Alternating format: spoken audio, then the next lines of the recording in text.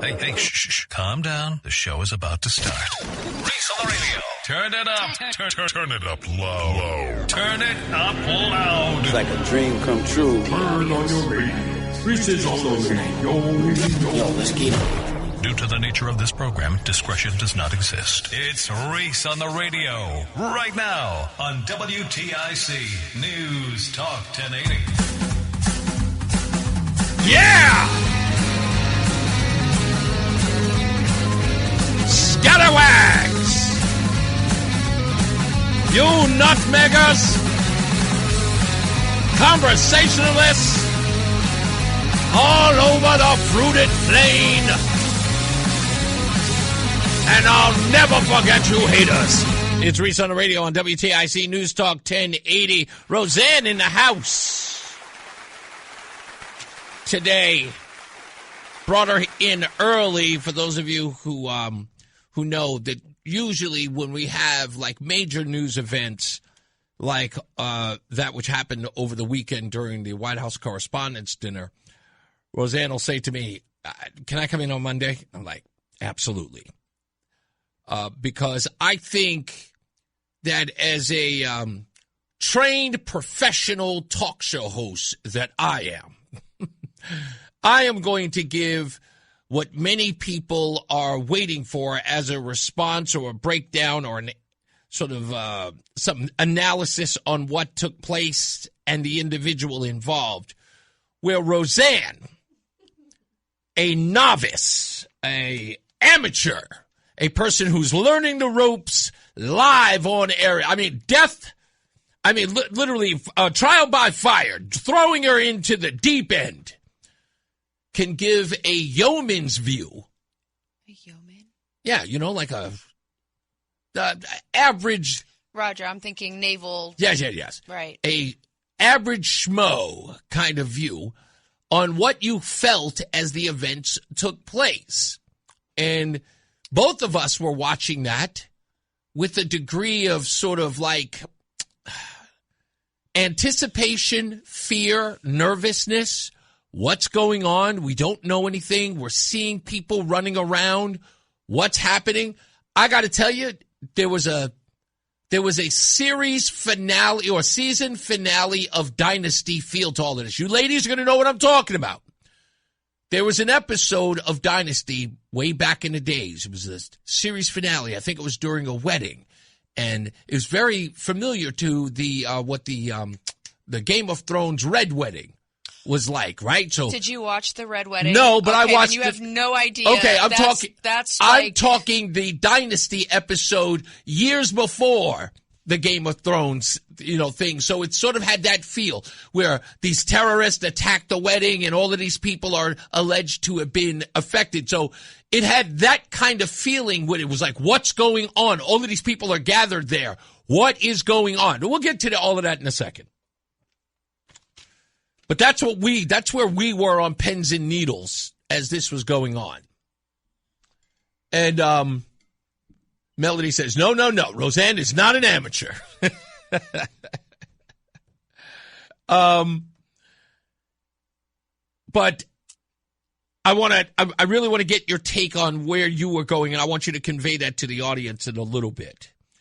But before we do that, just on some very important notes, I want to get these out before I forget about them.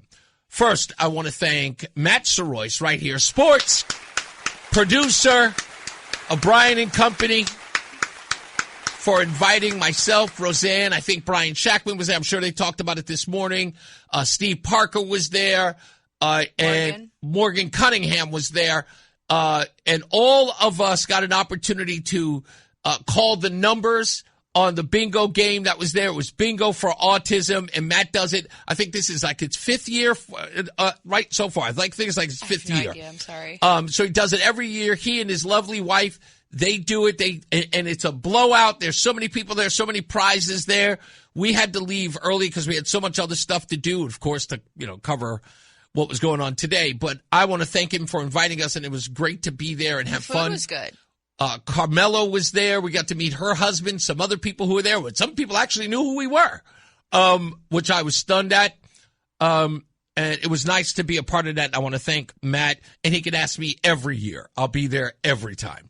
Yeah, just pick a different bingo to call because that was is that rough. Torturous? That was rough for me because, the postage stamp bingo. Yeah, that one was rough. Torture. Absolutely. Nah, dude, that was torture. All I was getting B-I-N, no G's and no O's. I know, they were never coming. It was forever. It just took forever. But it was fine. Finally, someone won.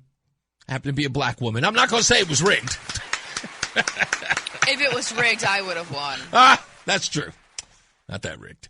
I want to give a shout out to him. Also, I want to say thank you to Karen and Ken Thomas, who invited Roseanne and I to come to the ribbon cutting at Friendly Hands Food Bank and their new facility in Torrington. As you know, I've always been a supporter of Karen Thomas and the Friendly Hands Food Bank. Sometimes more so Karen than Friendly Hands Food Bank because that's my girl. I love her to death every time I see her. She is a breath of fresh air. She's so bubbly and fun. And Ken and I got a chance to finally meet.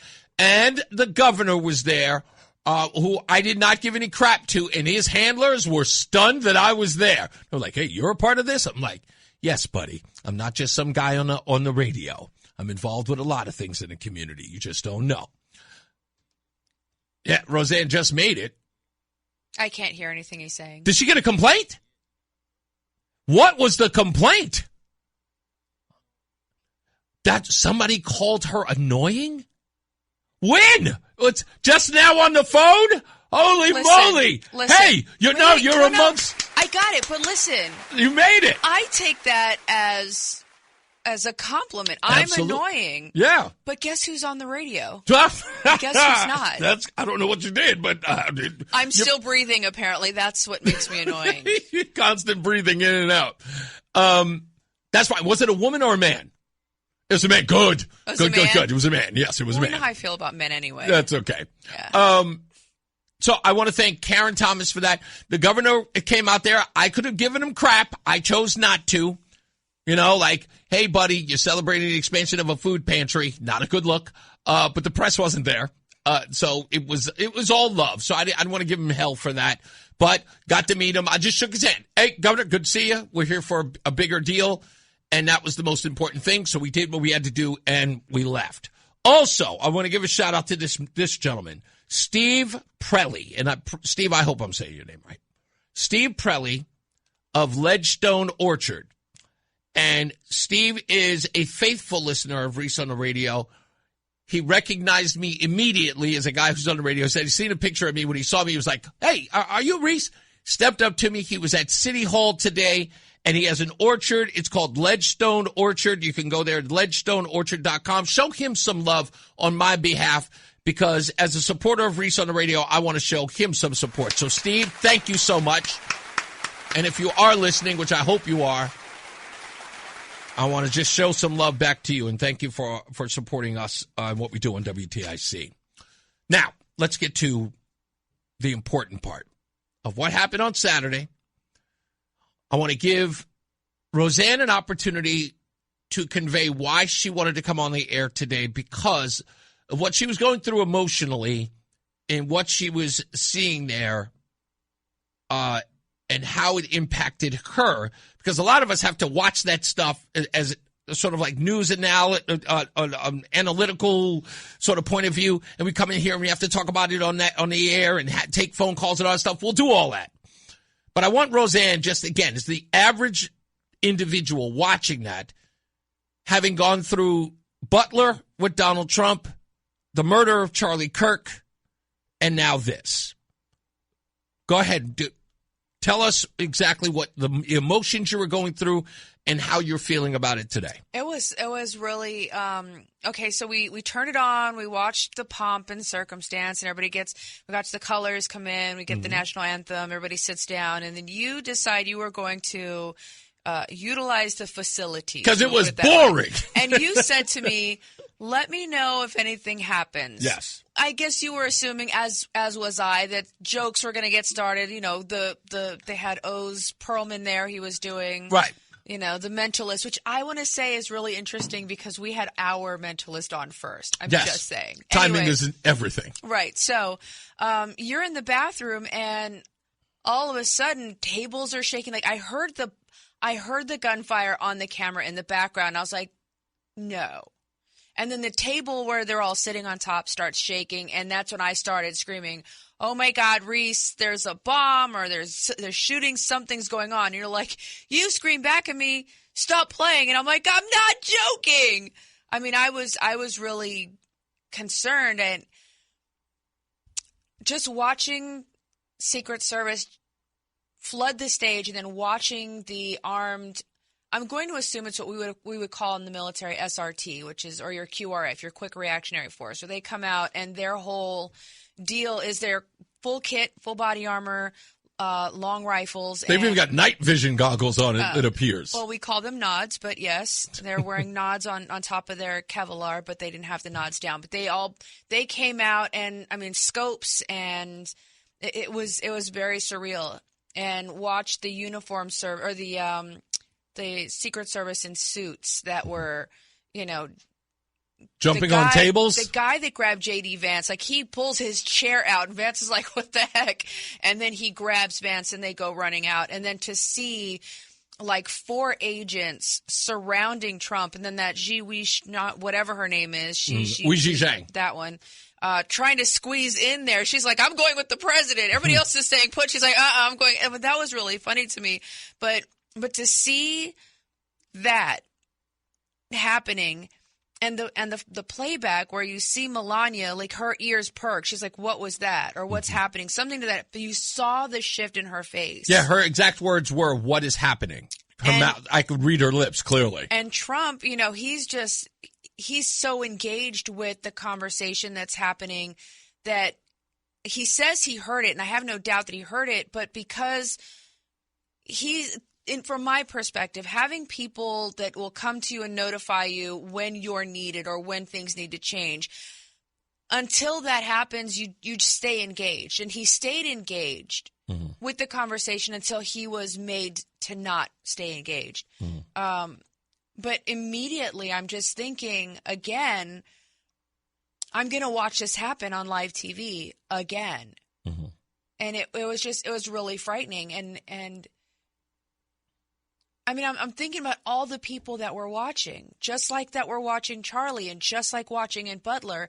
Had that been a successful attempt, we all would have been subjected to that. We all would have seen that. And that's not something you ever move beyond. I mean, that stays with you. There are so many people who are on the planet today who never witnessed things like the Robert F. Kennedy or John F. Kennedy, for that matter. There are people alive for that, but they were relatively younger. Even still, the resolution that we have on a screen today, I mean, it's clearly, the same as being in the room. Like with Kennedy, you can look and you can see some things, right? You see, and it's very obvious what has transpired.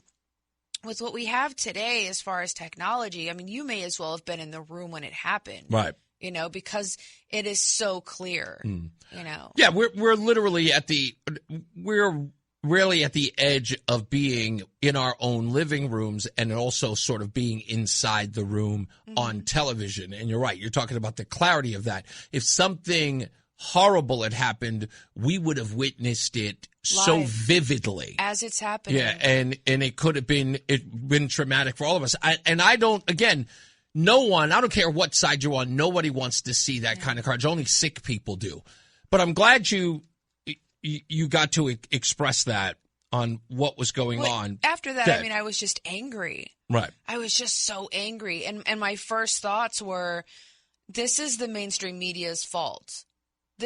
Mainstream media is to blame for this, because I liken it to when children are learning how to recognize sight words or recognize the alphabet. It's repetition. Every day it's the same thing or a variation of the same thing. Kindergarten teachers know this. And this is the way that we've been trained and taught our entire lives in this country.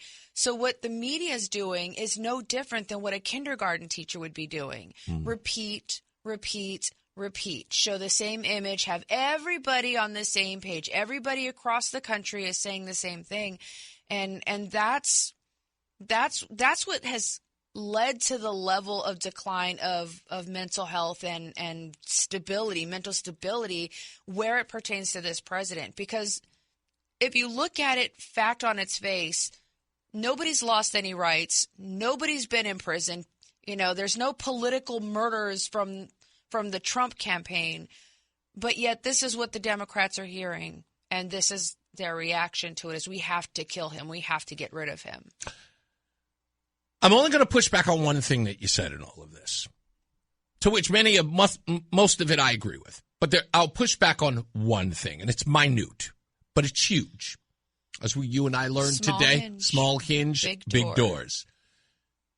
The mental health aspect of this is bull. And when we come back, I'm going to pick it apart like an erector set. Old guys will know what I'm talking about on that one.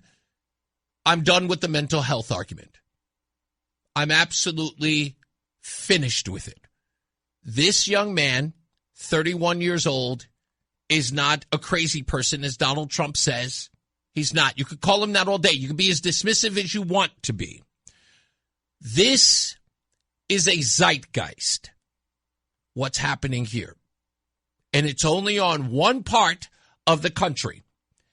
And what this young man displayed on Saturday and in his own manifesto is everything you and I witnessed firsthand from what we can only describe as reasonable people, except for the fact their hatred for Donald Trump. They love their dogs. They love their families. They drive. They go to work. They are functional human beings. However, every one of these people are addicted to the alcohol that is Donald Trump. They are sick people, but they're not mentally ill. Donald Trump, to them, is a narcotic, and they are high on it, as is this person, as are the people at the No Kings rally and the people who sing these silly songs and dress up in stupid costumes. This is ism at best. But mental health, no. These people need a 12-step program. It's an obsession. There you go. That's exactly what it is. I'll explain that when we get back, because there's so much stuff that people are missing about this, which will dismantle this whole idea that it is a mental fitness or a mental illness thing. And actually, it could be argued, but I know it's not because he's crazy. It's deeper than that. And we'll talk about that when we return. Thank you, Roseanne, by the way. We'll talk about that and much, much more. And we'll take your phone calls soon as well at 860-522-WTIC. It's Reese on the radio. Fan of WTIC? Then do us a favor. Download the free Odyssey app and favorite WTIC. We're back. Reese on the radio, Roseanne on the radio, live here on this Monday edition of Reese on the radio. So, in the last break, we're talking a bit, sort of introducing my monologue into what took place on Saturday at the White House Correspondents' Dinner. And there are a lot of takes on it, which none of them I've listened to, because I won't. I don't care. I hear these people all day, every day, talking about it and their analysis and all that other stuff. I don't care about what I think about this. I care about the shooter and what he thinks. It's just the way I operate. I pay very close attention to the people who are involved with the act, what they say, and how they say it. And it is important that we pay attention. First, I want to address something a lot of people are talking about online. I saw something by Black Lives Matter 860, and apparently they get their marching orders from Candace Owens. It's a conspiracy! It didn't happen! It's a psyop! It was a staged event! Nothing happened! No, it's not true! We're being duped and hoodwinked! And I respond to that as I always do. I poke fun at it. Sure it was. Of course it was staged. The whole thing was. It's fake. It didn't really happen. Donald Trump was in on it, just like Butler. You know, he didn't really get shot in the ear. It's fake. Yeah. Corey Comparatori, that is named that man didn't get shot down and killed in front of his daughters and his wife. No, he's really alive. And he's sipping margaritas in Cuba with Tupac and Biggie. He ain't dead. And Elvis. That's right. Can't forget Elvis. None of it is real. Do you know why people are saying it's a staged event? For obvious reasons. Come on, folks. Come on. If I've shown you anything, you guys can critical think on this one. They say it's a staged event because they're affected by who it is. And it is a half black, half white, one of their own. That's right. It is I think the term is mulatto assassin. That's what it is. Have you seen his family photo? I thought I was looking at the Cosby Show. The only thing missing there is Felicia Rashad, but that was replaced by a white woman. Come on. Tell me you didn't see that picture with the whole family, a light-skinned kids on the stairs with the white mama and the black father in the front? This is one of their own. This is California finest, folks. He is absolutely one of theirs. He is a liberal's wet dream. How is he not? Let me explain to you how he's one of yours. Of course this guy, it's a psyop. Of course it's a staged event because this guy is cookie-cutter liberalism. He's from California. Huh? He was a good guy. And don't forget, he was a part of the ever-so-important intelligentsia. Went to Caltech. Went to no King's rallies. Cared about the orphans. He was one of yours. And you can't even think that one of yours would do something like this, even though you secretly know that he would be one of yours. You can't deal with the stink. You don't want to be associated with this. You hate Donald Trump. You can't stand him. You even applaud his death. Don't take my word for it, ladies and gentlemen. I'm going to take the radical left's word for it. President Trump attended the opening night of Chicago at the Kennedy Center, and I think that's cool that the president is going to the theater. I mean, what's the worst that could happen? Yeah, that's right. That's right. On Saturday Night Live, they were cheering, screaming, and hollering, those New York liberals. Yeah! Yeah!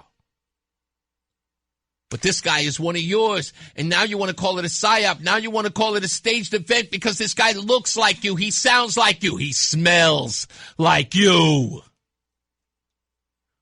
I don't expect forgiveness. But if I could have ever seen the other way to get this close, I would have taken it. Again, my sincere apologies, he wrote. I am a citizen of the United States of America. What my representatives do reflects on me. You want to know how I know he's one of yours? Because he's too stupid to realize that representatives are supposed to reflect you, not them onto you. They do your bidding, not the other way around. Administrative officials, not including Mr. Patel. Who does he mean? Kash Patel. They are targets prioritized from the highest ranking to the lowest. He skipped Kash Patel? How do I know he's one of yours? Because Kash Patel is a person of color. And the only other persons of color that are on the Trump cabinet happen to be a HUD secretary who happens to be black. And he is not one of the highest ranking officials. That's right. He's not the Secretary of War. He's not the Secretary of State. Now, many of you who are smart enough are saying, but Reese, what about Marco Rubio? You guys haven't considered him Hispanic in over 30 years. You guys call him whitewash. You call him blanco. You don't think I know? I've been around long enough. You guys, Ted Cruz was a white supremacist. That's right. A guy named Cruz. Don't play games with me. You'll get slapped down like a pimp. Let's go further. Secret Service, they are the targets only if necessary to be incapacitated non-lethally if possible. But here's my part. This is how I know he's one of you. And he ain't mentally ill. He's one of you. In his PS portion of his manifesto, he writes, "Oh, and if anyone is curious how doing something like feels, it's awful. I want to throw up. I want to cry for all the things I wanted to do and never will, and for all the people whose trust this betrays. I experience rage thinking about everything this administration has done." That sounds like every one of you. Let's see if we can get more proof of that. Here's Bulwark creator, what's her name? Sarah Longwell, with Jessica Tarlov of The Five. People are tired of feeling like garbage. I really want the people putting stuff into the space to be the kinds of people who are like, I see how shitty it feels to hate your countrymen. I see how crappy it feels to every day feel like you can't afford things, but also feel like everybody around you is the enemy. Like nobody, our nervous systems can't take it. 10 years of Trump, they've done us all damage. And so, like, can we repair that damage? Not by going back. We're never going back. Listen to them. This guy sounds like them because he is one of them. That's why you're hearing the whole, it was staged. It's not real. Look at him. He's half white. He's half white. His white side got him. Yes. It's his white supremacist side that came out just trying to pin it on us. He's one of you. He's one of you. It's okay to laugh. It's all right. They think that we're all fools, but this boy's no mental case. This is them. This is the Trumpahol that fuels them. That's all it is. They're Trumpaholics. Adam 12 just gave me that. Applaud him. They're Trumpaholics. They're hiding little bottles of Trump around the house so nobody can see it. So their parents don't know. And their family don't. That's what this guy did. That's what he did. He was lying to his parents about his Trumpahol. His Trumpaholism, he was lying to his family. And then, finally, when it had enough, when he was wishing to kill himself, because that's what he was going to do, ladies and gentlemen, he finally sent a letter to all of his family saying goodbye. I can't kick the addiction. That's what they all do, Roseanne, don't they? Come on, help me out here. You deal with your sponsor or plenty of people. What do? They cut off. They isolate, right? They do radical things. They stop calling. They stop calling. That's they stop right. Showing up to meetings. That's right. They go to work because it's necessary to purchase the drug of choice. That's right. The social isolation, the self-delusion, the rumination. That's what I was saying about the mental health, right? It's not. Rumination is not mentally healthy. It doesn't make you crazy, or it doesn't make you clinically insane. It does, however, like you keep ruminating on the same thought. It gets bigger and bigger and bigger and bigger, and it gets darker and darker and darker inside your world, and you see no other way out except to blow out a wall. Exactly so right. That's what I mean. But this kid was drunk on Trump. His Trumpahol, his TDS, and he allowed himself to stay in a dark cycle of, it's like a hamster wheel. Yeah. And remember, he is putting, this is one of the parts he puts in here, right? I apologize to all of the people I traveled next to, all of the workers who handled my luggage, to all of the other non-targeted people at the hotel who I put in danger simply by being near. I apologize to anyone who was abused or murdered before this, and all those who suffered before I was able to attempt this, and all those who may suffer after, regardless of my success or failure. I don't expect forgiveness, but if I could have seen any other way to get close, I would have taken it again. My sincere apologies. This self-aggrandizement of how pure he is and how he's doing this for the greater good. Well, this eliminates any potential for mental health defect because it was very clear and concise. He had planned this. This was premeditated. A person who is acutely insane, who just snaps and they don't have months to prepare. They don't have a week to prepare. They just do. So he traveled from California to Chicago, to D.C. by train. He had plenty of time. Just like that woman who traveled all the way from Texas to Florida. The astronaut who traveled from Texas to Florida in a diaper. Right, and that hotel in particular, because of the event that was coming up, getting a reservation at that hotel required advance notice. Exactly. Like, you can't just call them up and be like, "Hey, you got an extra room? I know the president's going to be there, but I just need." That's not an option. Look, I'll accept the president's assessment of him being sick because alcoholics are. Yes. You know what I mean? Yes. It is a disease, but that's what we need to recognize here. Trump derangement syndrome is not a joke. No, it is for real. It is for real. Yeah. And we have to start accepting it for what it is and get people the help that they need, especially those who are enabling it by calling it things like an op or a psyop or what do they call it? What was the other thing that they called it? A staged event. That stuff is over, folks. These people are not mentally ill. They are sick. And they need help. Methodical. That's right. And they need to be treated like you would cancer or any other illness for that matter. We'll be back. Heavily medicate them and hospitalize them. Indeed. We'll be back. More news, more views. It's Reese on the Radio. It's Reese on the Radio on News Talk 1080 WTIC. All right, we're back. Reese on the Radio, Roseanne on the Radio. I'm sorry, Lori. My apologies that I couldn't get to you soon enough, but I really needed to go through all of that with the shooter there. To read her comment, she says that she said, I couldn't hold it any longer. I just wanted to say that on Saturday night I was at home relaxing, and then I checked on Twitter, and I felt like the entire world blew up. It felt like that. And, these events, when they take so long to get going, I'm always concerned. I always get this sort of hankering. It's like, oh, something's wrong. And I don't want to feel that way, but I do because of how it goes with Donald Trump. But it really stems from something older, something that happened with my mother and I. The Challenger. Yeah. I'll never forget watching that liftoff. And I'm still trying to figure out why I was home.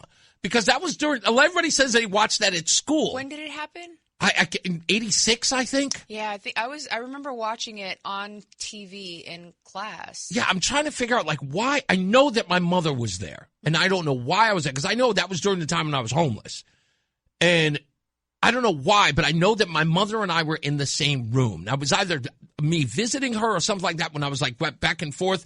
I think at this time I was sort of going through a group home phase, and I'm standing there, and I'll never forget, my mom is looking at it, and she's just watching the thing, and my mom just inexplicably goes, something's wrong. And I looked at her, I'm like, what do you mean? Do you see something? She goes, I don't know, it just feels wrong. Mm-hmm. And then sure enough, boom, it happens, and you just kind of go. I looked at my mom, always in a weird way, ever since. I was like, oh, that's creepy. Is it possible that she taped it and she showed it to you? No, I remember watching it live. Okay. And I don't even remember why it was such a big deal, other than the fact that it's the 80s and it's. That's right. The school teacher was one of the astronauts. There you go. That's a good point. Yeah. But this event and most of these events, for some odd reason, I always get that chilling feeling. You hate when Trump travels. Yeah, I can't stand it. Yeah. Every time he goes overseas. You want to know why? I'm always thinking about Air Force One, and I know how old it is. That plane's 30 years old. And it bothers me every time. Why are you looking at it like that? Because I'm older than 30. No. Dang, if that's old. Make it about yourself. Of course. Yeah, I don't know. It's one of those things. It's like, what do you do? 25th says, what happens when you close the insane asylums and close the jails and defund the police? Welcome, you get the blue state. Agreed. Again, I'm going to go one step further on this thing with this young man before we go to break. And I'll play the Jimmy Kimmel thing as well. Is that people want to go to the he's crazy or insane and then still blame the left. You can't have it both ways. Sure you can. No. Because it's a way to sort of own the left by saying they're all crazy. No, They're addicts. They're addicts. The actors are addicts. Mm-hmm. The media is the pushers. Indeed. So you can't, yes, you can blame the addict, but you also have to blame the pusher. It's the but-for test, right? Mm-hmm. But for their corrosive and just bold-faced lying, there would be no drug to consume. Let me tell you right now, I'm going to play this audio. This is what the drug dealer would say to those who overdose. People don't have any intention of saying something that's going to lead to something dangerous, but we cannot take responsibility for the minds that are out there and how they hear it. That's what a drug dealer would say. I just sell the drug. I can't tell you, how much to take. Not my fault fentanyl killed them. They should have known it was in there. Exactly. We got to take a break. Let's go to the top of the hour news with John Silva. We'll return. Reese on the radio, Roseanne on the radio on WTIC, News Talk 1080. Reese on the radio, making sense of the news. Yeah, even when it makes no sense at all. Now on WTIC, News Talk 1080. All right, we're back. Reese on the radio on News Talk 1080 WTIC. Roseanne on the radio is here. We'll get to your phone calls in a bit. I need to read this comment here. Uh-oh. Because nothing. I got to tell you, this is one of those things where I don't really want to do this, but I think I'm going to have to. Okay. I think I'm going to have to. So Bob J, with all due respect, you're at strike 2 with me. And I don't do that. I don't even give people strikes, but you're at strike 2 with me. Let me tell you why. Because you're the worst kind of liar. And you're the worst kind of person in the chat room. And I don't even mean to be mean like that. I don't. But I'm going to play your game to express exactly why. So you never have to hear from me, gee, what? It came out of nowhere. I'm going to tell you exactly what my problem is. And you should have listened to this. And you should have listened to this after Charlie Kirk's death. But you didn't. So let me reiterate. When Charlie Kirk died, every person on the left contacted Reese on the radio and said, Charlie Kirk said this. Charlie Kirk said that. Did you hear what he said about black people? Did you hear what he said about black women? Did you hear what he said about this? And I go, yeah, okay. What did he deserve? They go, what? I go, what did he deserve for the comments he made? They go, I don't understand what you're saying. You're arguing about what Charlie Kirk said after he was shot and killed. That's what your debate is. Charlie Kirk said, and I said, are you trying to suggest something? Tell me what you're trying to say. What did he deserve for the comments that he made? What did he deserve for his beliefs? And you said, well, he didn't deserve to die. Then what's your point? Because everything Charlie Kirk said is over now. He's dead. He can't even have a change of mind. He can't evolve to your way of thinking. He can't even apologize to you because he was murdered. Shut up. You can't complain about Charlie Kirk anymore. He's dead. And if you're trying to reason with me about him being murdered by saying Charlie Kirk said, you are saying he deserved to die. And you don't have to say it. So please do not approach me like a dum-dum. I can read through the lines. I can read. I know sentiment. Now, I'm going to express to you why you're on strike 2. And when I say you're at strike 2, you're up at bat, and it's a 3-2 count. You people are amazing, he writes. You have a reprobate president with over 20 allegations of sexual abuse, including one by a woman who was 13 at the time of her encounter with Trump. You have a president that babbles on incessantly with one lie after another and has multiple felonies, has been impeached twice, given his extensive association with Epstein, may also be a pedophile. He has made misogynistic statements about women, calls people low IQ without academic honors of his own, who claims to be a Christian but never goes to church. You have a president who has been involved in bogus charities and had a real estate school that was bogus. You have a president who lost an election by 8 million votes and claimed victory and lied about Obama's birth certificate. You have a president who spends his time on social media tweeting nonsense 24/7. You have a president who has disdain for his own followers and the military. You have a president whose family is making millions on his presidency. I know Reese's response will be, but the blacks are killing each other. That's what you call a non sequitur. Do you understand yet why you're on strike 2 with a full count? Do you understand? That is why. No. I'm going to ask you. Yes.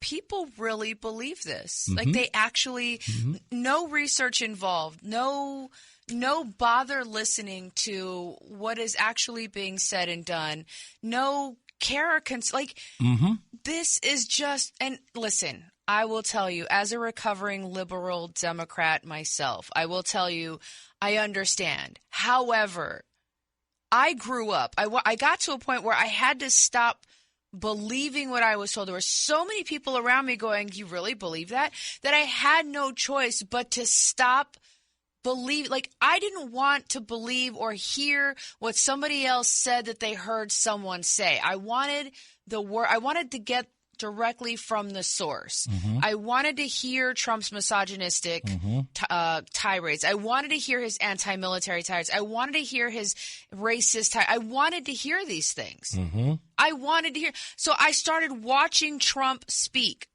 If you go to C-SPAN, Bobby J, you can watch it. If you go to Fox News, you can watch. You go to any media outlet that's not MSDNC or CNN, and you can see President Trump speaking uninterrupted with no commentary. No filters. And then you can actually hear what the man says. And then I want you to do what I did was turn to CNN, turn to MSNBC, and then hear the rhetoric, the violent, racist rhetoric that Trump was spewing today. And they take what he said,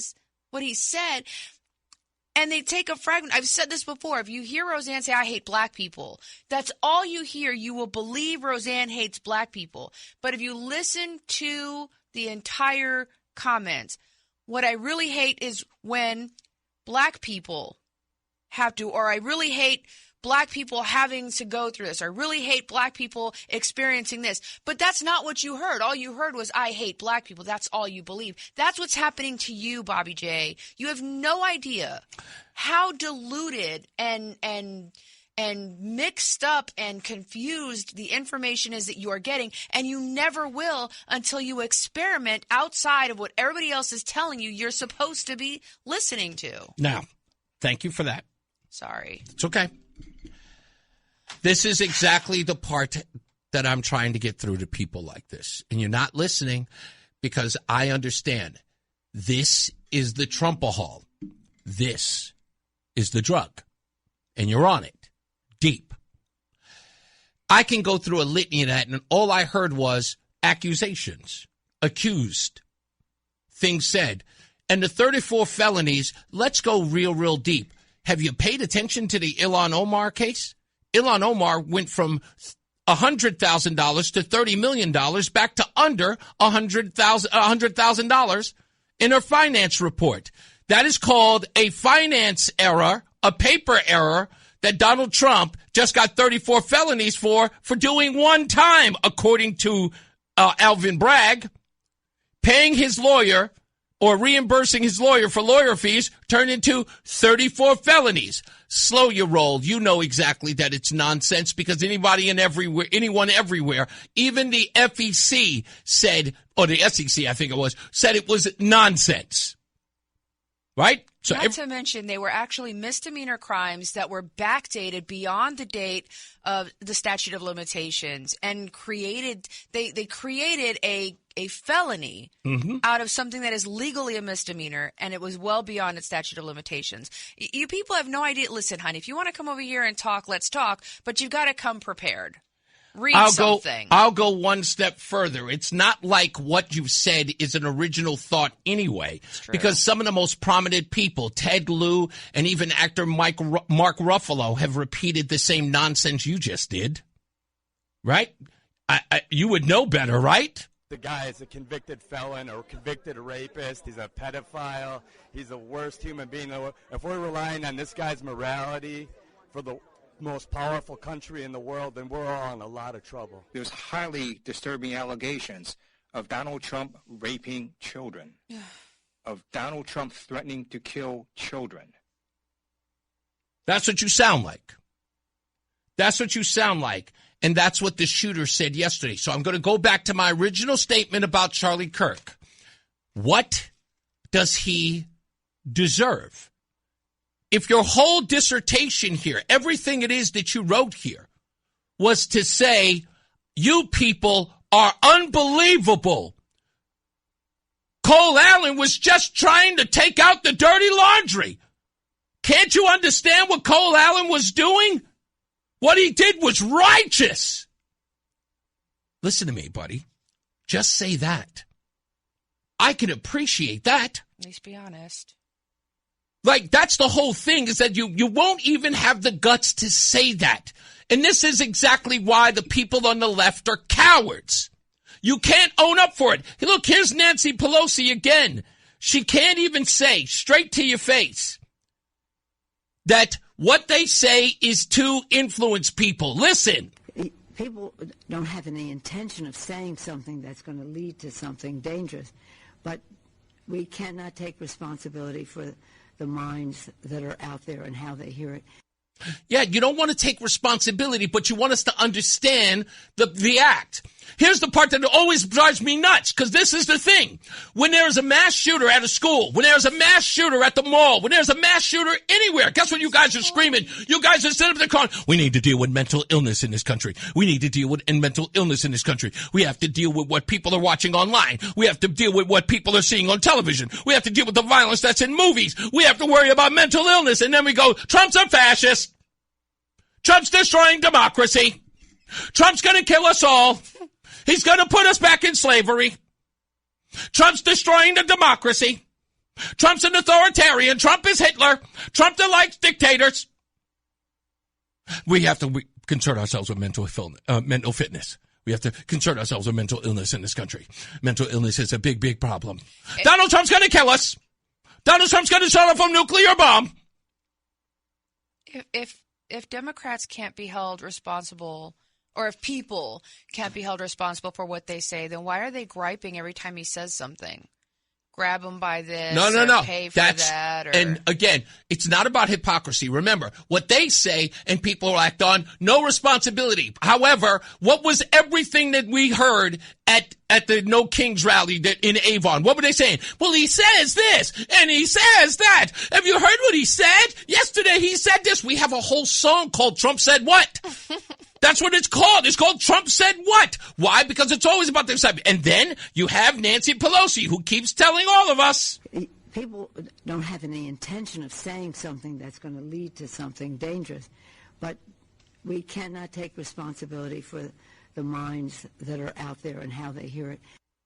That's right. And here's the crazy thing. It's not even that. Here's how it gets so dumb. Sometimes when you ask these senators or Congress people, like these political wonks, and you ask them, do you think what you say is a little hot in the rhetoric? Do you think you might want to tone it down? Guess how they respond. Let me give you an example. This past Sunday, Jamie Raskin, a congressman from Maryland. And you have, as many of your fellow Democrats, have used some heated rhetoric against the president. And do you think twice about that when something like this happens? What rhetoric do you have in mind? What rhetoric do you have in mind? I think we should refresh his memory. Let me ask you tonight, do you think Donald Trump is a fascist? Yes, I do. This is what kicking the shit out of fascism looks like. Try to prevent the spread of the lawlessness and the fascist chaos that's been unleashed against us. So when we say Donald Trump is a fascist, fascism, a huge component of fascism, is uniting racism, bigotry, a form of racist nationalism. We are now living in a fascist dictatorship.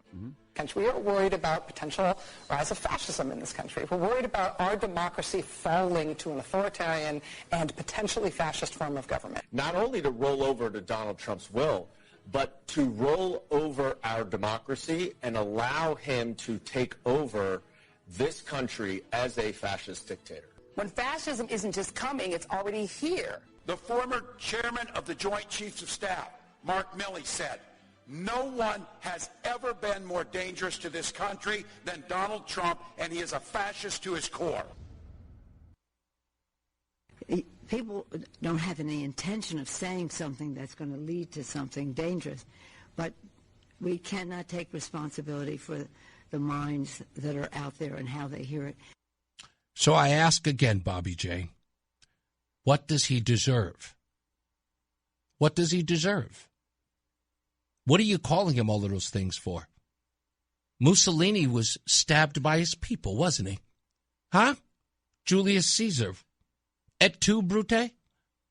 Kennedy. Yeah, what would you have him do? What would you have him do? Just go out and just go get killed? Is that what you want him to do? Or perhaps the truth is you just want him to die. I mean, all you do, if I look at all of you, that's all you ever want to talk about. You want him to die. Our First Lady Melania is here. Look at Melania, so beautiful. Mrs. Trump, you have a glow like an expectant widow. Yeah, it's all funny. It's all funny. How would he feel if somebody said that to his wife? To Kimmel's wife? I don't know, nobody knows her name. She's a nobody, but still. How would they feel if somebody said, like, how would he feel if Trump said that about his wife? You look like a beautiful widow. No, if Trump had said it, forget it. It's a World War III. Remember? That's what I'm saying. So why is it okay for Kimmel to say it? Mm-hmm. But if Trump said anything near because he's the president, Roseanne, and the president is supposed to say that. It's us. We get to say the most reprehensible things to people because we're just citizens and we have freedom of speech. The president doesn't, but we have freedom of speech. We can say anything we want about it. We can wish him dead. We can say, I wish he dies. I wish that he'd kill over him and die. I wish somebody would kill him. One day we need that. Those are actually crimes. Yeah, no kidding. They can say it all day. They can behave in that way all day. Why? Because they think that kind of dissent is justified. Why? Well, because think that they're unique and they're somehow, coming up with this creative, like, oh, I know what'll fix this. I'm the most brilliant person on the planet. Listen, you're no different than any other, the USSR. You're no different than the Iranians. You're no different than Romans. You have no new thought process. Oh, I know it works. Let's recycle something that worked 150 years ago in some other country. Mm-hmm. Brilliant. But I don't even, my view on this is, again, the people who are saying half of this stuff are so-called punching up, in my view. People always say, like, Donald Trump is punching down. These bozos are always punching up. And the reason why they're punching up is for the simple reason that they are irrelevant when it comes to him. He is the most popular and most well-known individual in the world. Everything in the world is viewed as Trump's effect on it. They try to incorporate everything. People think that fashion is a Trump thing. They think that politics is a Trump thing. In Connecticut, ask these knucklehead reporters who are right here in Connecticut and talking to Aaron Stewart or Ryan Fazio or even Betsy McCoy for that matter. Every one of these members, while they're trying to run for the people who incorporate the nutmeg state, every journalist here will say to the Republican, what do you think about Trump? Do you have anything to say about Trump? Would you take a Trump endorsement? Is Trump going to come by? Hey, you call Trump? Does Trump even know who you are? It's all about Trump because they think not only do they think that it sells newspapers or sells magazine or that people will watch them if they're talking about Trump. The objective to them is to inject someone that they are addicted to. I just figured it out. Mm-hmm. All Democrats think the same, therefore they're the same person. And they respond the same. So they all, the Democrats are irrelevant unless they've been appointed by Pelosi, and they're under the impression that the same thing is true of Republicans, that we are one brain. Mm-hmm. All Republicans are one brain, and you have to go to the main nerve center to get your directives. And if you don't get the main nerve, the brain center for the directives, you don't move. Yeah, it's the Borg. And so, right. Well, yeah. So if we don't get Trump, because I support Trump policies, I am Donald Trump. That's correct. What was that movie? We are all... It's the Borg. No, there was a movie. I'll have to look up and come back to you. By the way, Bob, he said, and I quote, Bob, I'm going to say your quote. Folks, this is exactly what I'm talking about. When you're not paying attention and you're running out of ideas, you get a text like this. Names now? You get a text like this. No. He wrote, Trump said that he was happy that Robert Mueller was dead. Stop the hypocrisy. That's not hypocrisy, sir. He said he was happy. He didn't kill him. That's exactly right. He didn't wish Robert Mueller was dead. He was responding to his death. There's a difference. There's a difference. And you know there is. So when you're reaching for straws and the best you came up with Robert Mueller died of natural causes. Okay? Not apples and apples, my friend. But nice try. Well, but Trump did it first. Yeah, we'll be back. More news, more views. It's Reese on the radio. Spider-Man. Hey, he's your friendly neighborhood Reese on the radio. Right now on News Talk 1080 WTIC. All right, we're back. Reese on the radio. I want to play this, and I just sent this, Roseanne just sent this to Adam 12. Andy Ogles, I think is how you pronounce his last name. I hope it is. He's a representative out of Tennessee, and he was present at the White House Correspondents' Dinner on Saturday. And he is telling the story to other journalists about what he experienced at the moment that people started ducking under tables.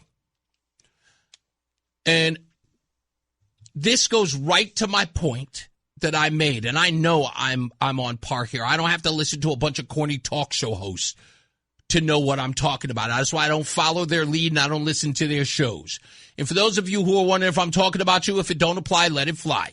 If it does, it does. But listen close. There was a reporter. I probably shouldn't say this, but I'm going to say it. There was a reporter in the room who was under a table. And when the shots went off and everybody's hiding, she said, I hope they killed the orange MF. That was a journalist in the room who was hoping that when she stood up, the President of the United States would be dead. So I'm coming to a public venue where I know it might be hostile to expose myself to an honest dialogue, an open dialogue. And if you ask me a question and I don't have an answer, I will get you something in writing, or we can talk on the phone. But when you have members of the press openly enticing, hoping, talking about killing the chief executive officer of this country, again, Muslim, Jew, Hindu, I don't care. That's a problem. I'm sorry, what did she say? I hope they killed the orange MF.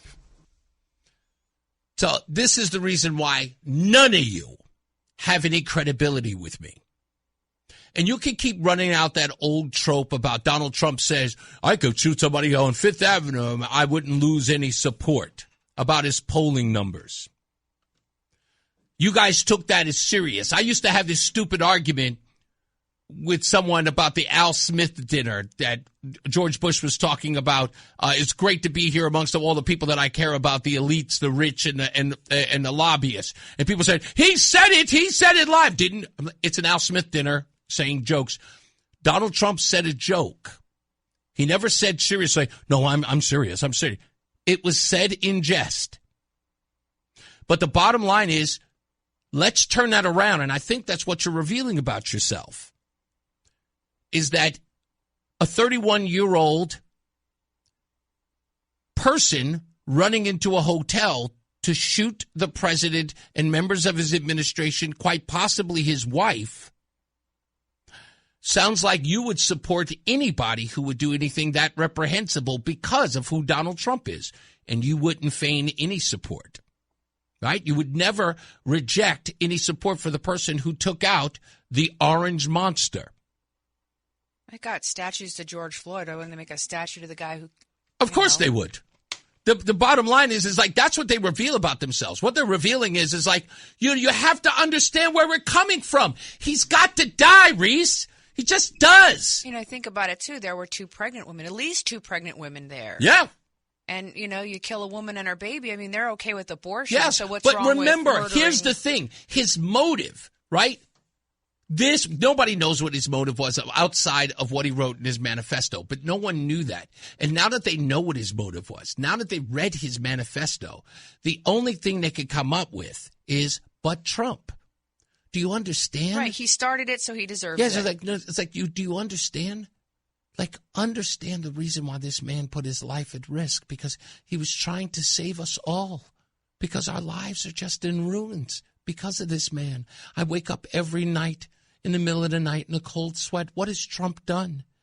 Will my children end up in a concentration camp? What will he do? I would really like at least one person, just one person, and we will take your call and be kind and gentle, and we will affirm and agree with whatever you say. Please call me and tell me what rights you have lost as an American citizen since Trump took office and by the way, the don't call and say I might. Actual I want right. to know what you've actually lost. Yeah. What right? Because as a woman, I was supposed to lose my right to get a job and drive a car. You're not supposed to be able to get an abortion according to most laws. Right. I mean, or most beliefs. So personally, I still, if I choose to work, I still have to get a job. I still have a bank account. I still have my own car. I'm still a disabled veteran. I'm still collecting all of that. I'm thinking about The Handmaid's Tale because I watched that show, all the things that I've lost. I'm still allowed to be married to you. Nobody's separated us and forced me to go. You're a different race than me. Well, they ain't supposed to allow us to get married. That wasn't The Handmaid's Tale. Women were separated based on their productivity, right? If you could reproduce, then you were this. If you were no longer able to reproduce, then you were broken up into different categories of your usefulness as a woman, based on traditional, as they call it, trad woman. Yeah. Let me read this. Donald says, Reese, whatever happened to freedom of speech? Donald is defending Bob J. He said, whatever happened to freedom of speech? Not surprised you guys don't tolerate opposing views. Did we stop him from having Never did. No. I said he was one strike away. And here's why the strike was. Donald, I'm going to use Bob J's own words so that you understand. He said that Donald Trump spews a bunch of lies. And then Bob J went on to say a bunch of lies. Unconfirmed reports of Donald Trump and abuses. Those are lies. And they are. And they've also been debunked lies. You're allowed to speak, but what we're not going to tolerate is allow you to continue believing a lie. No, exactly. I'm not going to sit up here and tell me that while you're saying that the most reprehensible thing that Donald Trump does is lie, while you lie on him and don't think that you're not going to get punished for it. If you believe Donald Trump should be punished for lying, why would you? You should be on the up and up. Only Democrats get to have That's my whole point, is that you have to... That's what he's saying. This is not the argument, but this is the thing I always express to you, right? Never, ever be the thing that you are against, right? Never fall down to the level of the people who are in opposition to you. Do not, if somebody's a scumbag, it doesn't give you permission to be a scumbag if you're not. You have to be who you are. When you start falling to that level, then I have to say, this isn't something that someone made you do. This is something you are. Choice. This was a choice. Right. This is something that was innate in you already, and you just came out. Right? That's all it is. So when I hear these people talking this stuff about, but he lies all the time, while you incessantly lie? No. Hey, Donald, can you tell me which part of the First Amendment we Yeah, I didn't violate anything. In fact, I want to see what Donald has to say. Like, which part of, did we suppress him? Did we censor him? Did we prevent him from being heard? I'm going to take phone calls very soon, and I thank everybody for holding. But I got so much stuff to get to, so just wait for me. I already put out the 10 compromises. There used to be 9, now there are 10. They are the 10 compromises. I don't expect them to grow. I don't want to make it 11 compromises. But after what happened in the White House Correspondents' Dinner, I had to put 10. And they are posted on Facebook. I'm going to put one on X as well so you can see it. In fact, I'll do it during the next break. But I'm going to make what can only be described as fair game. If you are a liberal and you listen to the show, and I know you do, don't be shy, okay? I laid out 10 compromises for you. Here's what I would love you to do. Call me, 860-522-WTIC, 860-522-9842. Call up and ask me what you would like me specifically to do as it pertains to Donald Trump or being a Republican. What would you have me do that would put you in, that I would be in your good graces? As a conservative, as a MAGA person, as you say, what could I do? And the reason why I'm saying that is because I don't think that you're going to ever come up with anything. And I doubt that you'll even call. The 10 compromises are that, is what are you willing to give up in order for me to stop doing the thing that matters so much to you, supporting Donald Trump? Because you think, I know that I get it all the time, so you'll support Donald Trump no matter what. Clearly you're new. I do not support Donald Trump because it's Donald Trump. I do not support MAGA because it's MAGA. I do all those things because it irks the ever-loving hell out of you. And it's easy. The reason why people say, it's like, man, you really rag on the black folks a lot. And my response to that is, it's easy. When you wear your emotions on your sleeve, when you wear them as a badge, when you wear them as a big giant necklace around your neck like Flavor Flav, you are asking me to hit it. You are putting a target on you. Asking you to make fun of them. They're asking me to stop being so emotional, and I won't stop. I'll stop punking you. And that's all I'm doing. I'm punking the hell out of you because you cannot grow up. And if you're always offended by everything that the man does or I say, you are in for a rude awakening. You're going to cry at night. And I'm a bully. I'm sorry, I just am. And you get in my chat room and you start whining and crying and cursing and losing your collective ish. Boy, I get excited. I do. It's like a kid in a candy store. They're mad. Guess what, Rosette? They're mad. Yay! And the sad part is nobody realizes still, you're the nice one. You keep me on a leash. I do. I get off on it. But you can't calm you. I wish you would all just calm yourselves down, but you can't. And I know how to pull it out of you. It's easy. Just enjoy the show, folks. That's all. We'll take a break. We'll come back. I'll take some phone calls when we return. It's Reese on the radio. It's Reese on the radio on News Talk 1080 WTIC. We're up. Totally forgot. Wow. He said we were going up, and I totally forgot.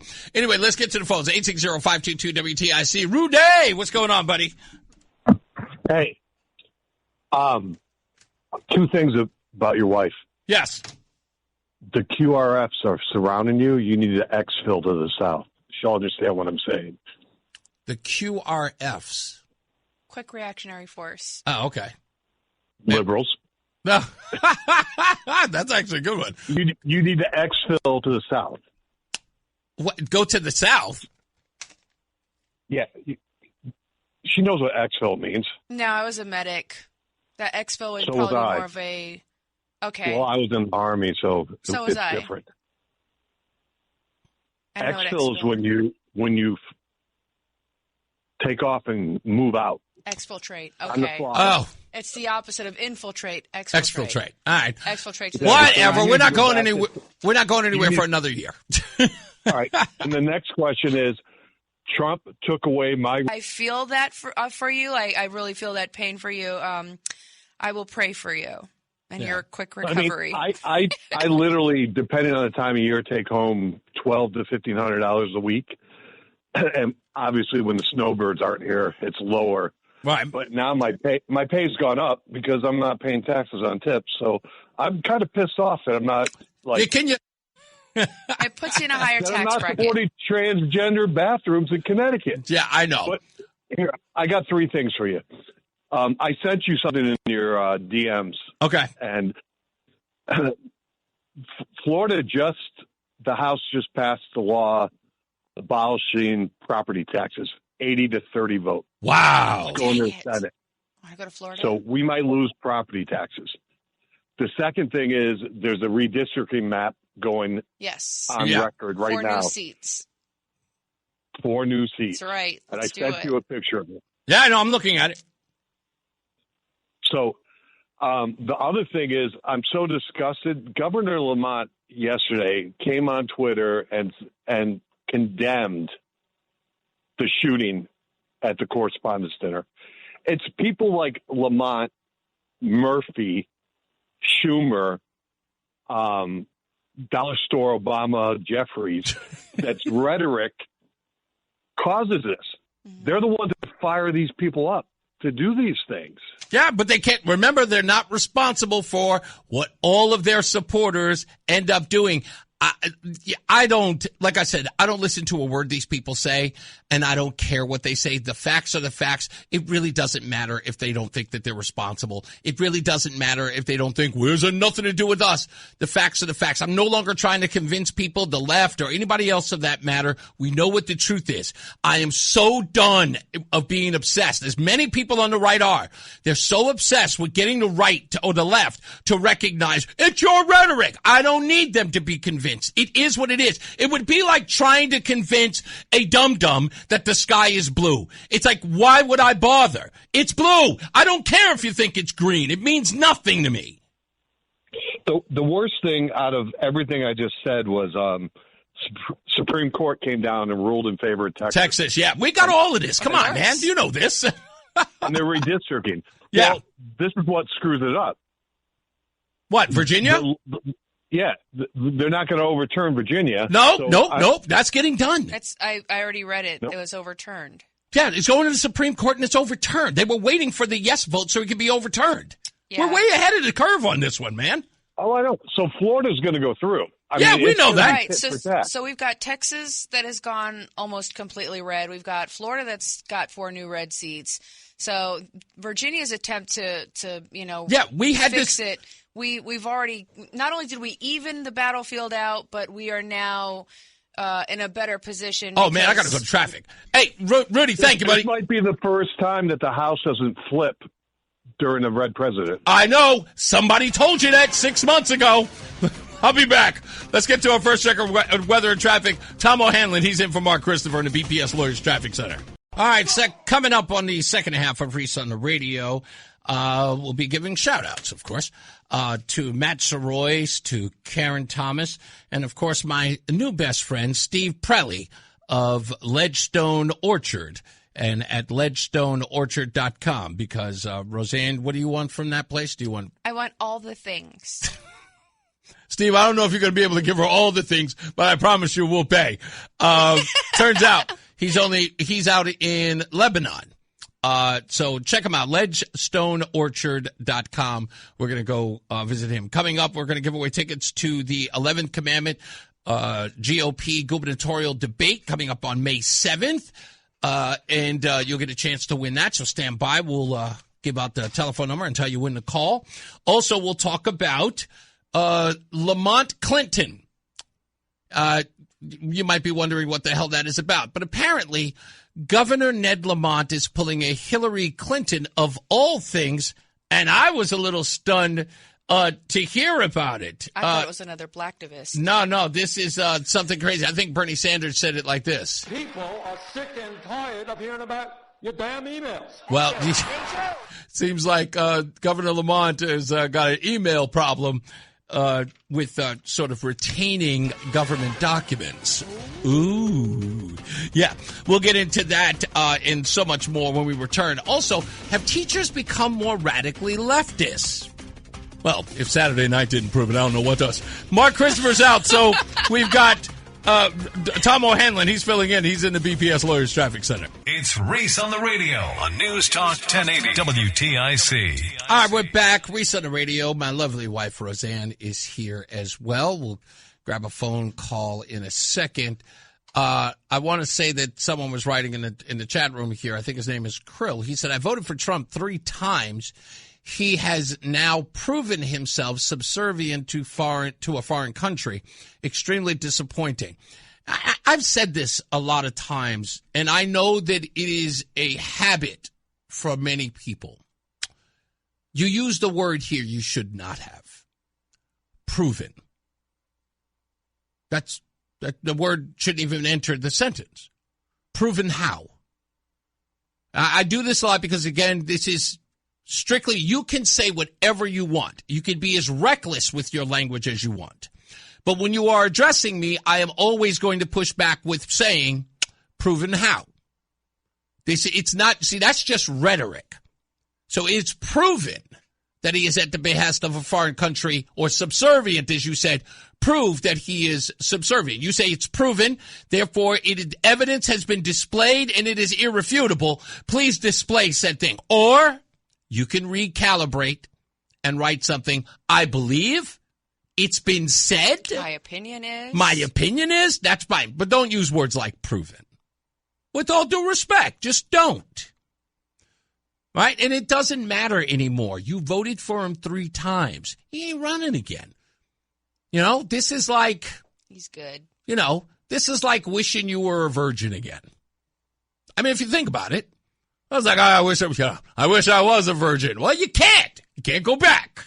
You've done it. It's over. And in this case, you've done it 3 times. Thank you. Appreciate you.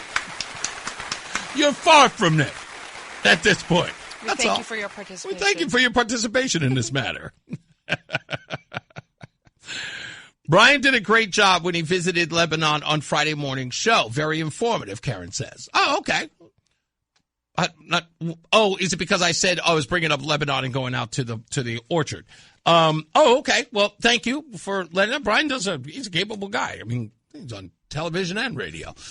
Let me go to Mike in Hartford real quick. What's going on, Mike? I'll tell you what, everybody's a tough guy until they get punched a couple times in the head and stomped on them.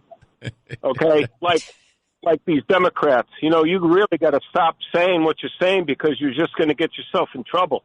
You know? After a while, that little birdie up on that tree limb starts singing and singing. And pretty soon, people get tired of it, and that birdie's going to fall out of the tree and break its poor little neck. Yeah, I mean, all I'm going to say about the whole left thing is they don't really care about the facts. They don't really care about the truth. What they care about is politics and winning. And what they care more about now is retribution. They want their pound of flesh, and they want to get it. Crybabies. They got their butts kicked. Okay? Yep. And now they're acting like a bunch of 3-year-olds, okay? They're not getting their bottle on time or their This is true. And again, that's exactly what it's about. 20 years ago, you didn't see people throwing out threats like this. Now, all of a sudden, it's okay? Who the hell's in charge? Yeah. Can't somebody step up and tell these people to shut the hell up? You know? They're inciting violence. It's, again, I did a whole dissertation on this, Mike. You know, I may have to bring it up again, but you're 100% right. Good talking to you, buddy, and I haven't seen you in a bit, so make sure I see you soon, okay? All right, buddy. You got it. You know, I did this whole breakdown before about what happened to the left. And in fact, I was just telling someone recently.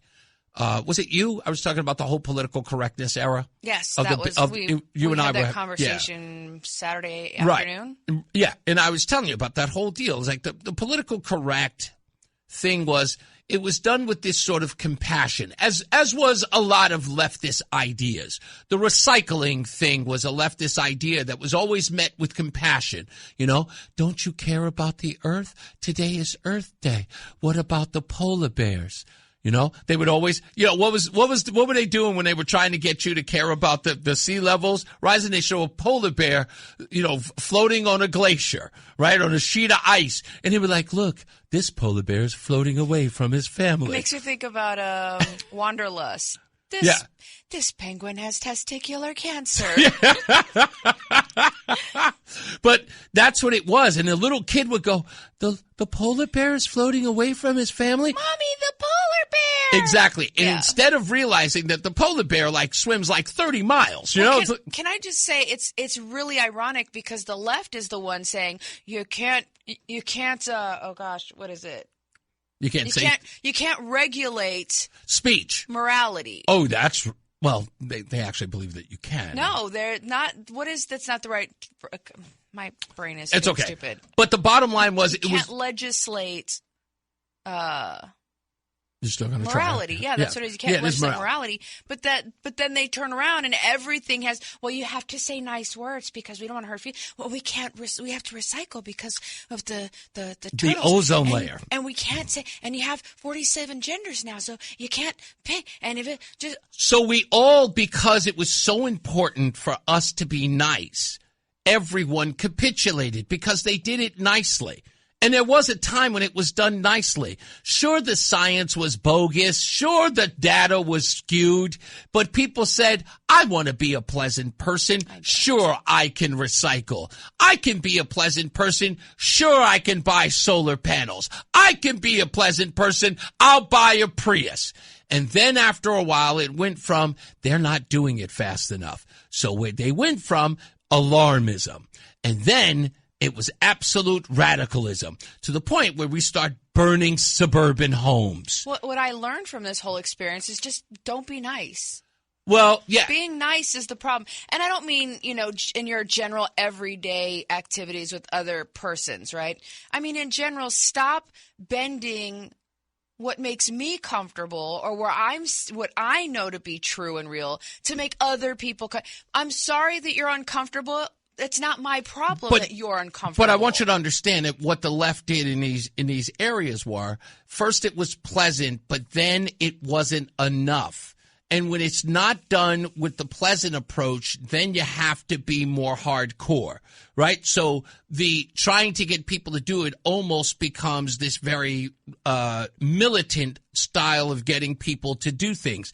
Now they'll react. And what happens is people start getting angry and no longer they're nice about it. And Al Gore may have given everybody the inconvenient truth, but in order to show that movie, he had to lie about things. He actually had to have... Was that before he invented the internet? Yeah, no, after. Oh. But, he was so desperate, he showed hurricanes spinning in the wrong direction in his movie. Yeah, he didn't think anybody would pick up on it, but they did. But remember, it's very early internet before, it caught on. But that's the whole deal. It's like they no longer can be nice. Now they have to be militant. And what did the LGBTQ community do? In the beginning, it was just like, can't you just accept us? All we want to do is be accepting. Then the trans people came around and said, you will accept us or else. And I'm like, whoa. I thought we were playing nice here. Yeah, no, exactly. Now we're taking your children. We're your children. We will lead them. We're coming for your children. And I'm sitting up there going, whoa. Whatever happened to the nice guy? It's like they were never nice. It was like they were playing nice in the beginning, but then when you didn't adhere, now it's militant. Now it's by force. Now you have to accept. So all of a sudden, this guy comes along and they say, whoa, you guys are no longer nice. You guys are mean. Oh, I can play this game. And that's what happened. And I'm sorry if he became the de facto leader of people who were fed up. But guess what? You gave us Obama. He was the de facto leader of hope and change, and the sea rise is finally diminishing, and our climate would change, and everybody would feel better about themselves, and racial harmony would persist. And none of that happened. Your so-called leader he lied to us all. If you like your racism, you can keep your racism because he gave you more of it. But bottom line, he was literally a false prophet. I'm sorry, he was. And then finally somebody comes along and says, I'm done with this political correctness thing. I'm going to say what's on my mind, and I'm going to tell people that we have to come back to a world where we did things the way that we used to. And to make America great again, which is the thing that really annoyed so many people. And that's what it was. They said Donald Trump wanted to go back to a time where things were either racist or white dominant and all those things. No. Donald Trump was talking about going back to a place where everything we did wasn't micromanaged, especially our way of life and how we communicated with one another.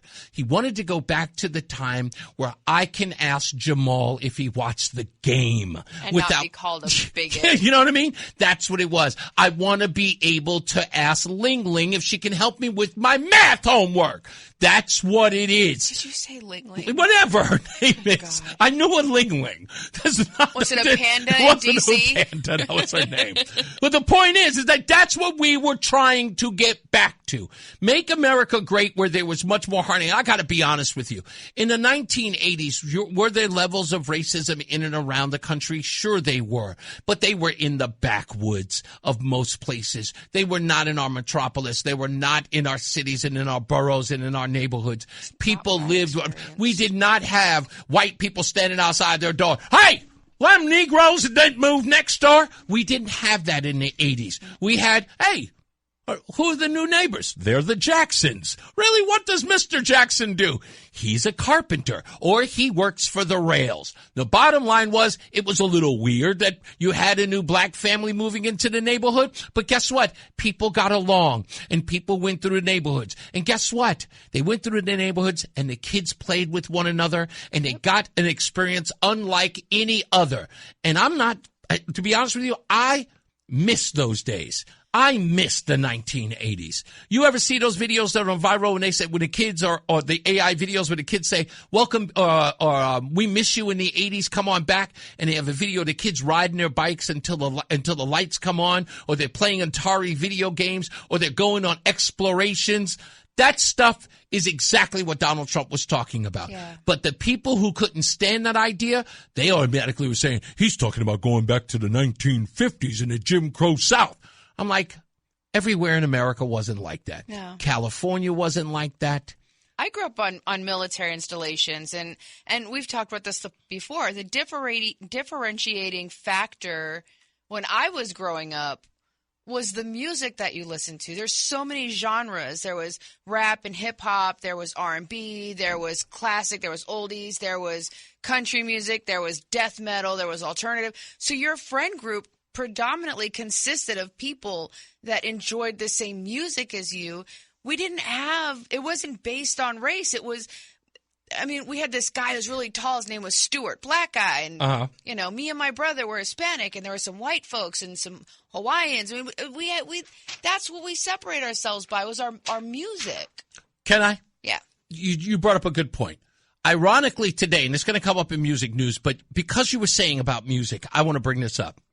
Today is 41 years old.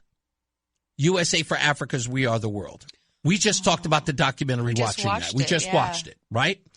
Yeah. We watched that. The people who were in that music video and that song. Everybody. With the exception of Waylon Jennings, and I still applaud him for walking out. He was over it. He said, I got to get on out of here, folks. The Duke boys are up to no good.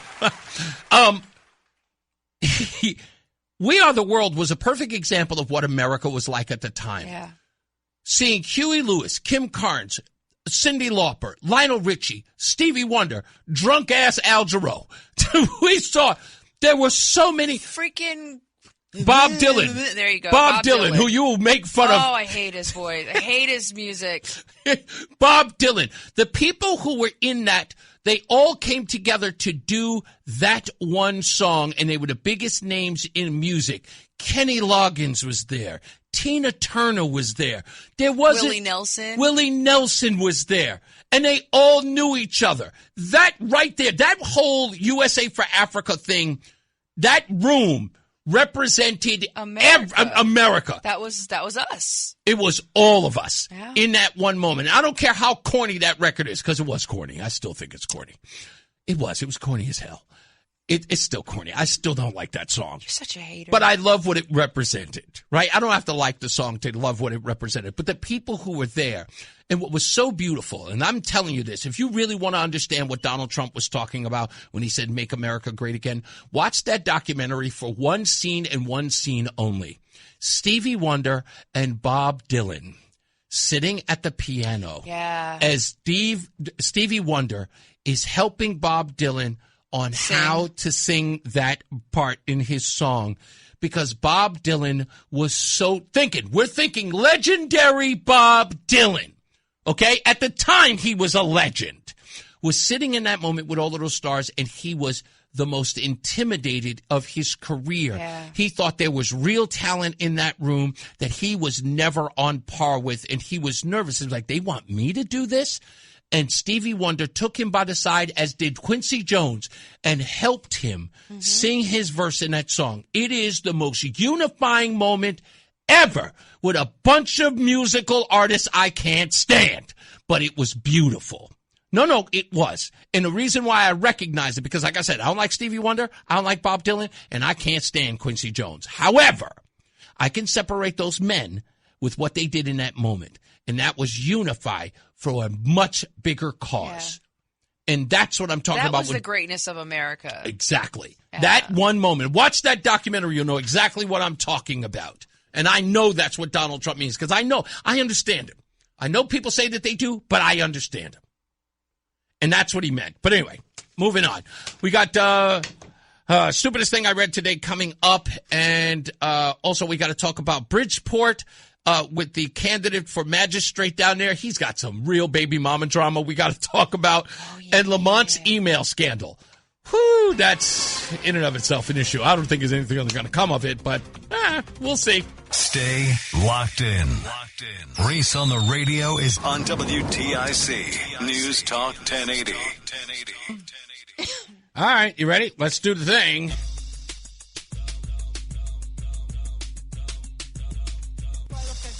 Yes, you do.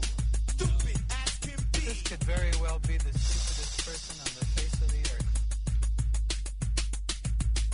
earth. The stupidest thing I've read today. This is going to immediately tick off Roseanne. I'm telling you right now. A Dutch woman is undergoing painful laser removal sessions after her ex-boyfriend inked his name and initials on her body over 250 times, including her face, as a twisted form of control. The tattoos were done over time without her full consent, turning her skin into a permanent billboard of his obsession. She is now speaking out while dealing with the physical and emotional aftermath. The case has drawn international attention for the sheer volume and placement of the markings, which required multiple sessions and even begin reversing. Authorities treated it as a clear domestic abuse issue once the pattern emerged. Over 250 tattoos all over her body. And her face. Yeah. They're saying that this was actually a cultural thing. They don't say where the man. It was a Dutch woman, but they're saying that what he was doing. I don't think he's Dutch. Where was the country that it happened in? Where did it? They do not state the country that it's in for obvious reasons, and they definitely don't state the cultural nature of the man.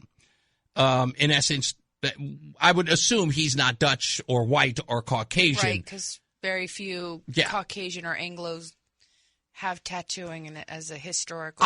I find this story stupid for one reason. I'm like, no one in the neighborhood, did he keep her locked up somewhere?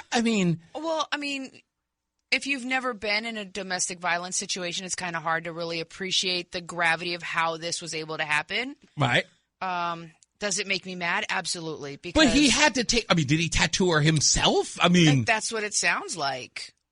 That's insanity. And that's what I'm saying. Like, the amount of control and manipulation and potential violence that goes into sitting still long enough to allow someone to do this to you. That's pretty intense. That is intense. Abuse. Yeah. Yeah. 250 tattoos. I got one, and it still bothers me. You're still such a little girl. God, I love you. How many do you have altogether? Like 7? 1, 2. Are you really going 3, to count them here? 4, 5, 6. I have 7. 7, yeah. See, look, I even know. Mm-hmm. You have 7. And you just love it. You did extra. Of course you do. Roland has 7, too. Row to row. I'm never getting another one. I know, because you're fragile. You're delicate. I'm not being a baby. I'm not being a baby. Roland, I will show you the video of his whole tattoo session. I was leaning to the side. It was like a typewriter. It felt like he was writing on my bone. That's what it felt like. You're so delicate. It's adorable. It's going through it. That's right. I should be drugged 25th. They should drug me. Yeah, he's saying that she may have been drugged. I don't know. We'll be back. Let's get to traffic and weather. Mark Christopher's out, so we got Tom O'Hanlon, who's filling in. He's in the BPS Lawyers Traffic Center. It's Reese on the radio on News Talk 1080 WTIC. We're back. Reese on the radio, Roseanne on the radio.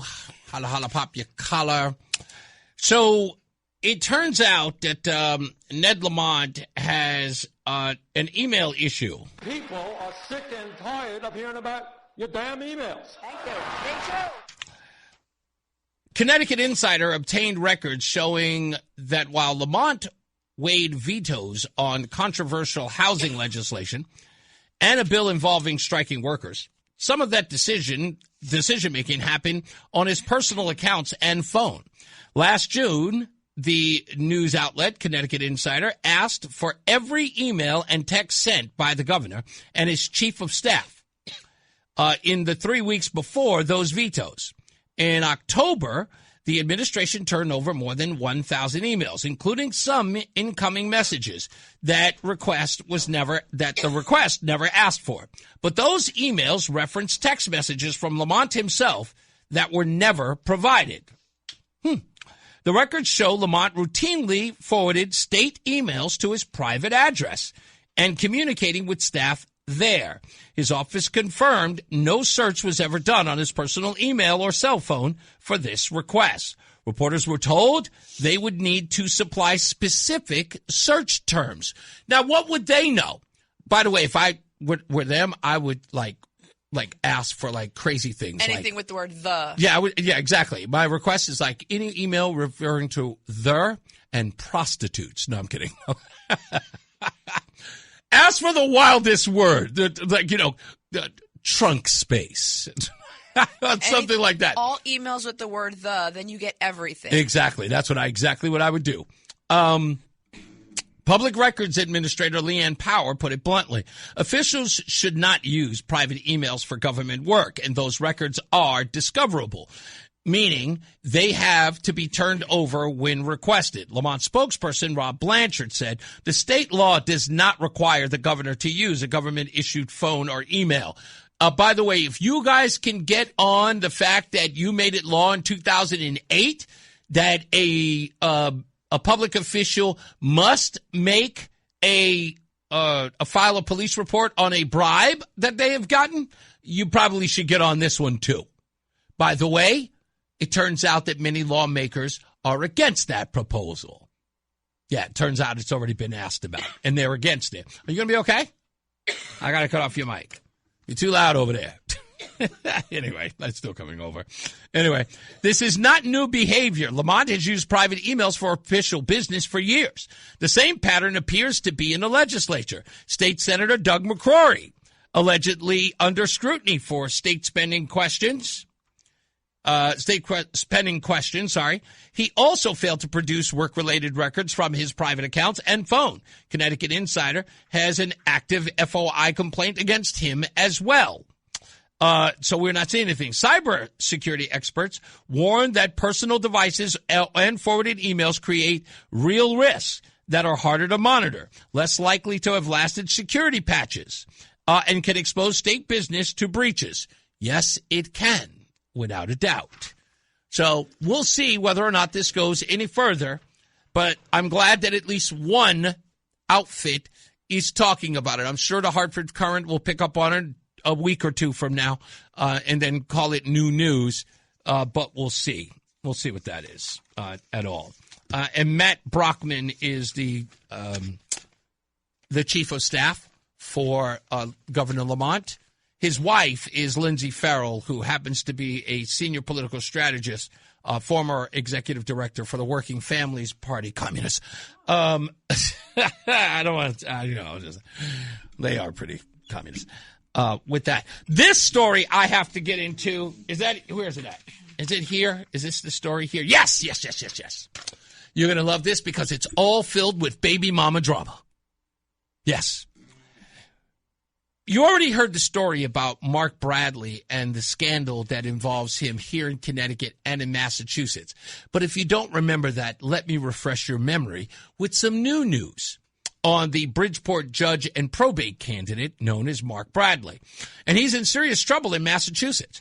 According to court records and a new investigation by Only in Bridgeport, a Massachusetts judge ripped into Bradley last July for what she called an extremely serious violation of his ethical duties as a lawyer. During a hearing before Judge Bernadette Stark, it came out that Mark Bradley had a hidden bank account with more than $767,000 flowing in and out for over 23 months. And he never disclosed it, not to the court and not to his own attorneys. His lawyer in the case withdrew, telling the court that Bradley made significant material misrepresentations on each and every financial statement. Wow. What do they mean by that? Well, we'll get into that in a minute. The judge did not mince words. This is what she told Mark Bradley. Quote, I don't know if you're going to be able to call yourself an attorney for much longer. When all of this hits the fan, this is serious. This is extremely serious violations to your of your ethical obligations. The case involves Bradley's 5-year-old daughter. His ex-partner attorney, Danielle Thompson, says that Bradley is more than $5,300 behind on court-ordered child support of $677 a week. She also told the court that Bradley was reporting almost no income to the IRS, maybe $50-something a year, he wrote, while investing in a Massachusetts restaurant and receiving state health benefits.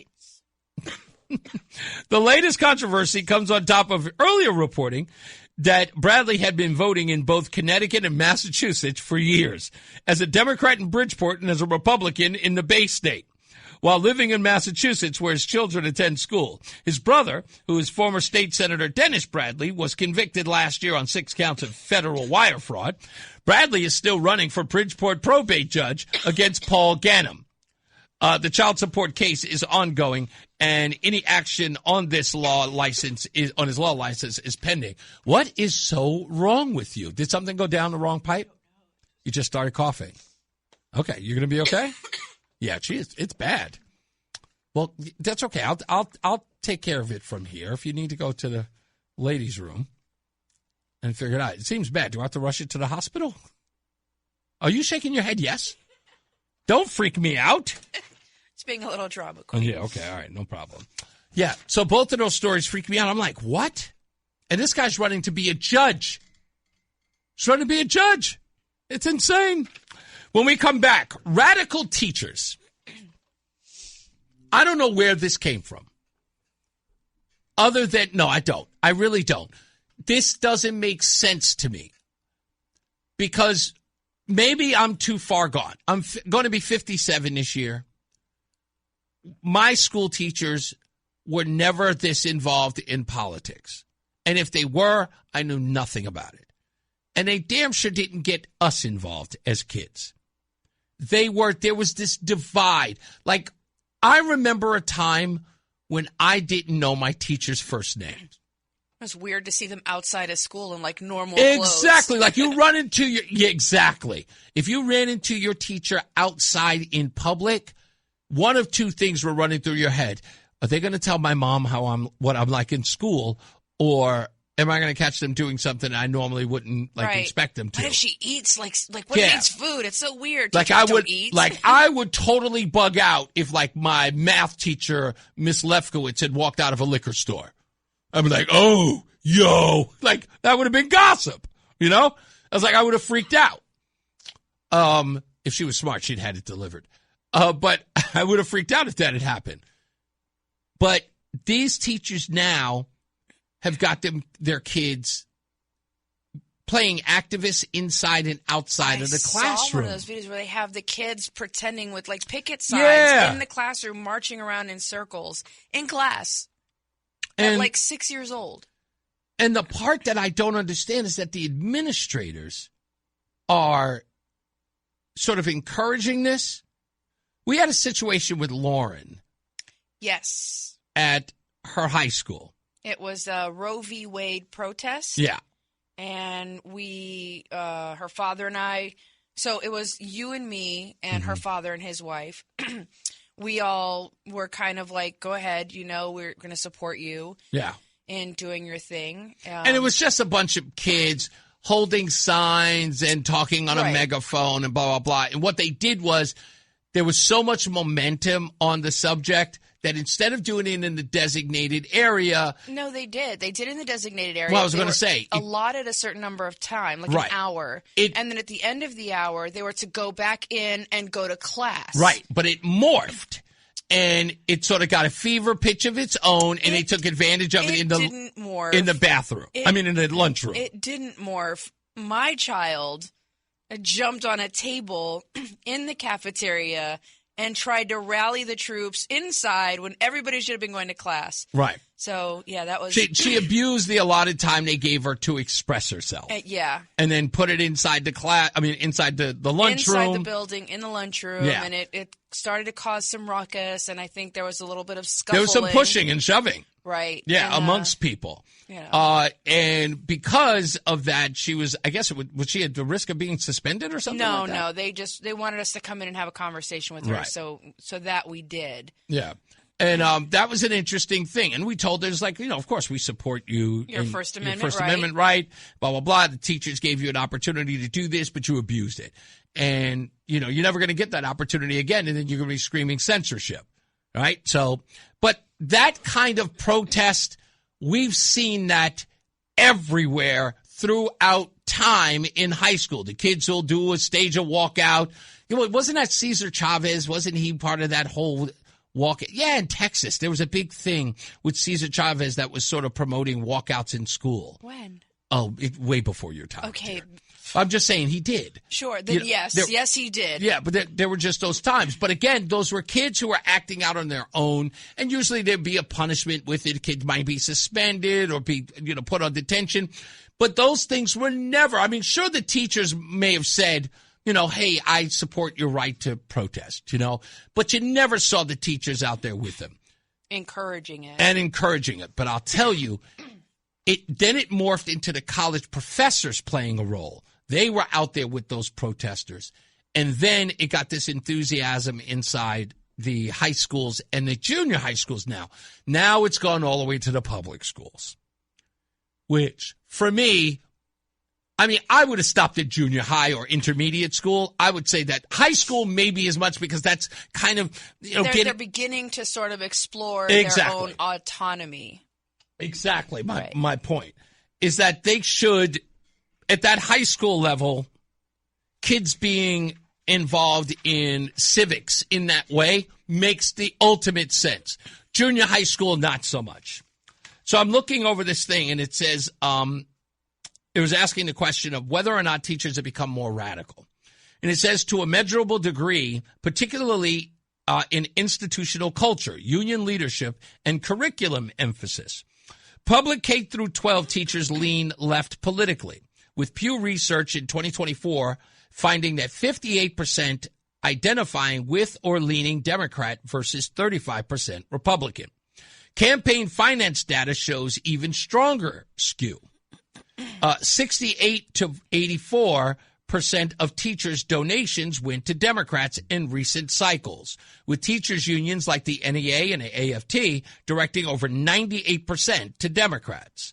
This is not new. Education has long attracted left-leaning professionals, but post-2015 and 2020 period shows accelerated activism on identity-based issues. Students' exposure surveys and teachers' reports documented increased classroom focus on contested concepts.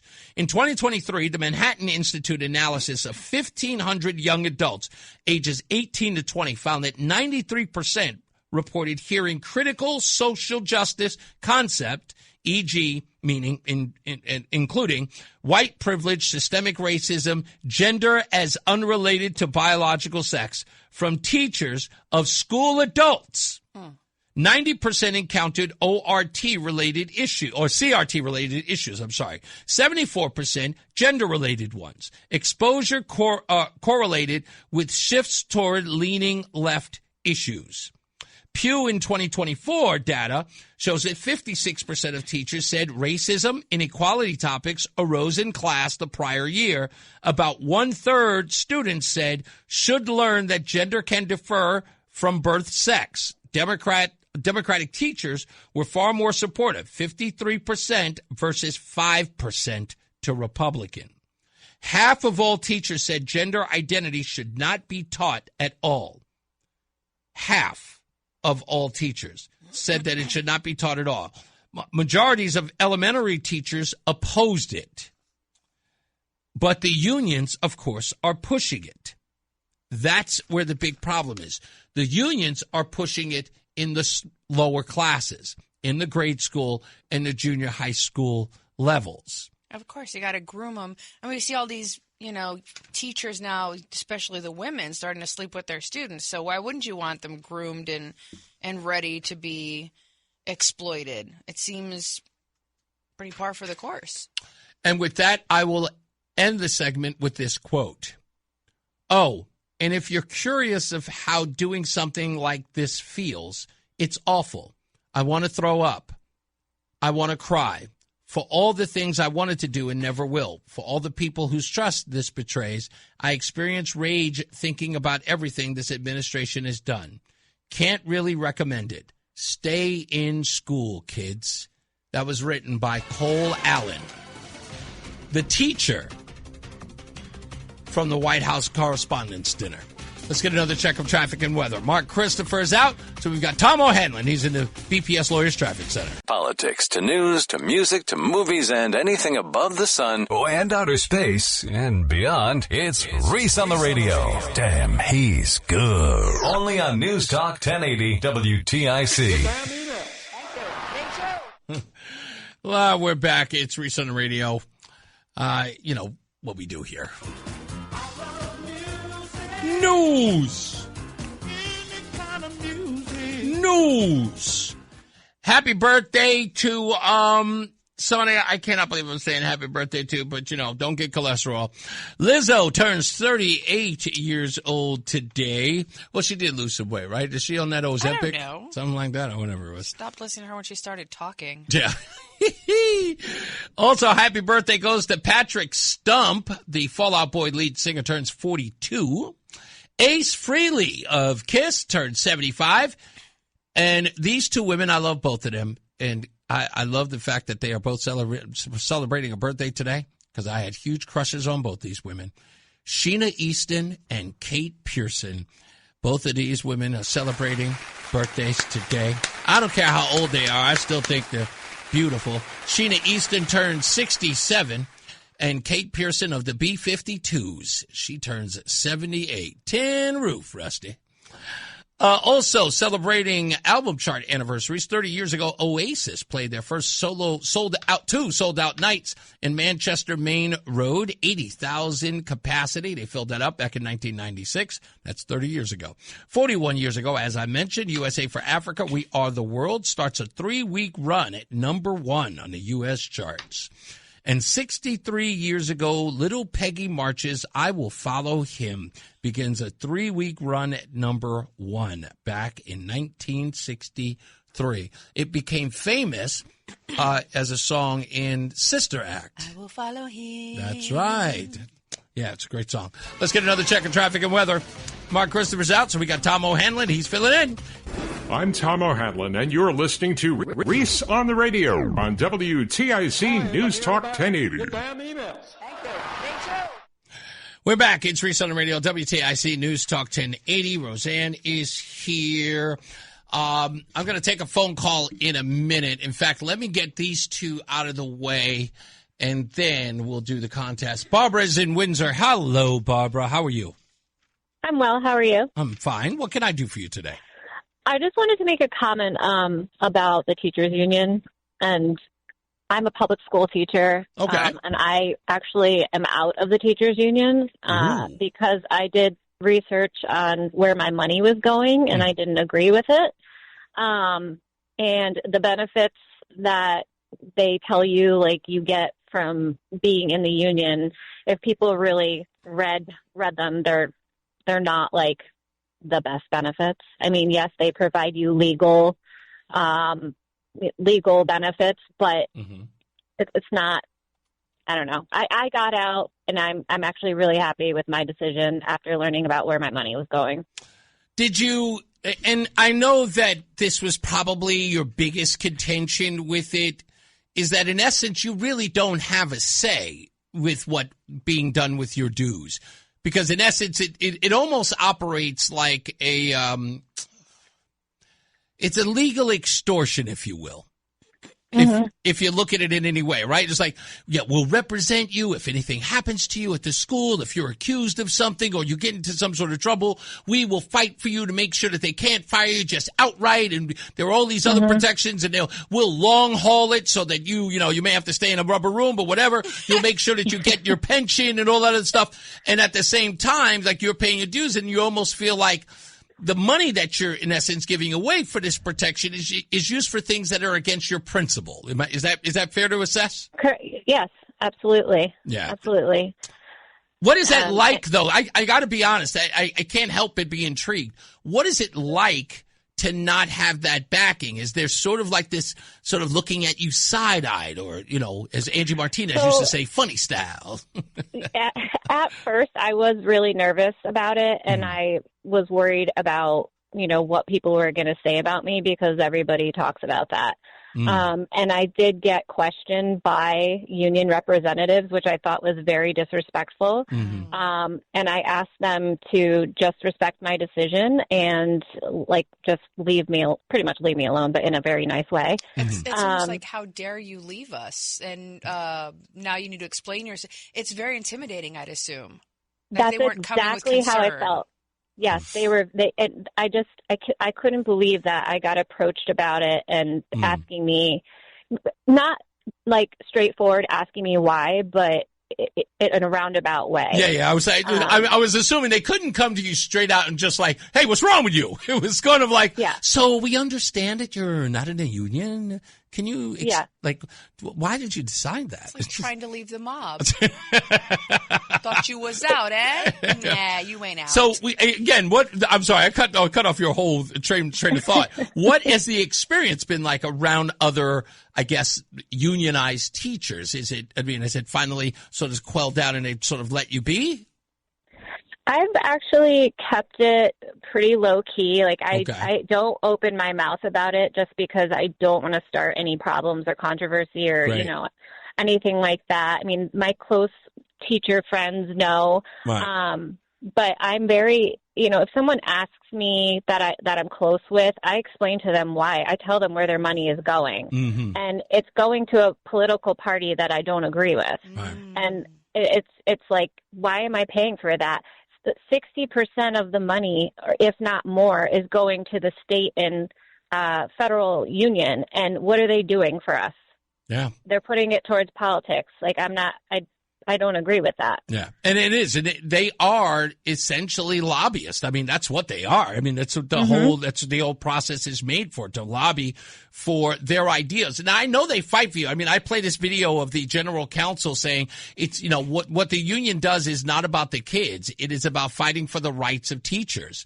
And in a political way. And they make that clear. In essence, they hold that representative or that senator or that congressman or woman, they hold their feet to the fire and say, hey, you either, this money is for you to do for us what we want you to do. And I'm always concerned about, Barbara, the thing that sort of the divide here is what if the needs of the children countered those of the union? You know what I mean? It's like, what does the politician do? The kid's got no lobbying, right? But done we see for that him already with the academic skills, the comprehension of reading, the math skills. Like, there's nothing there. So it's already proving that politics far outweighs the needs of the children. Yeah.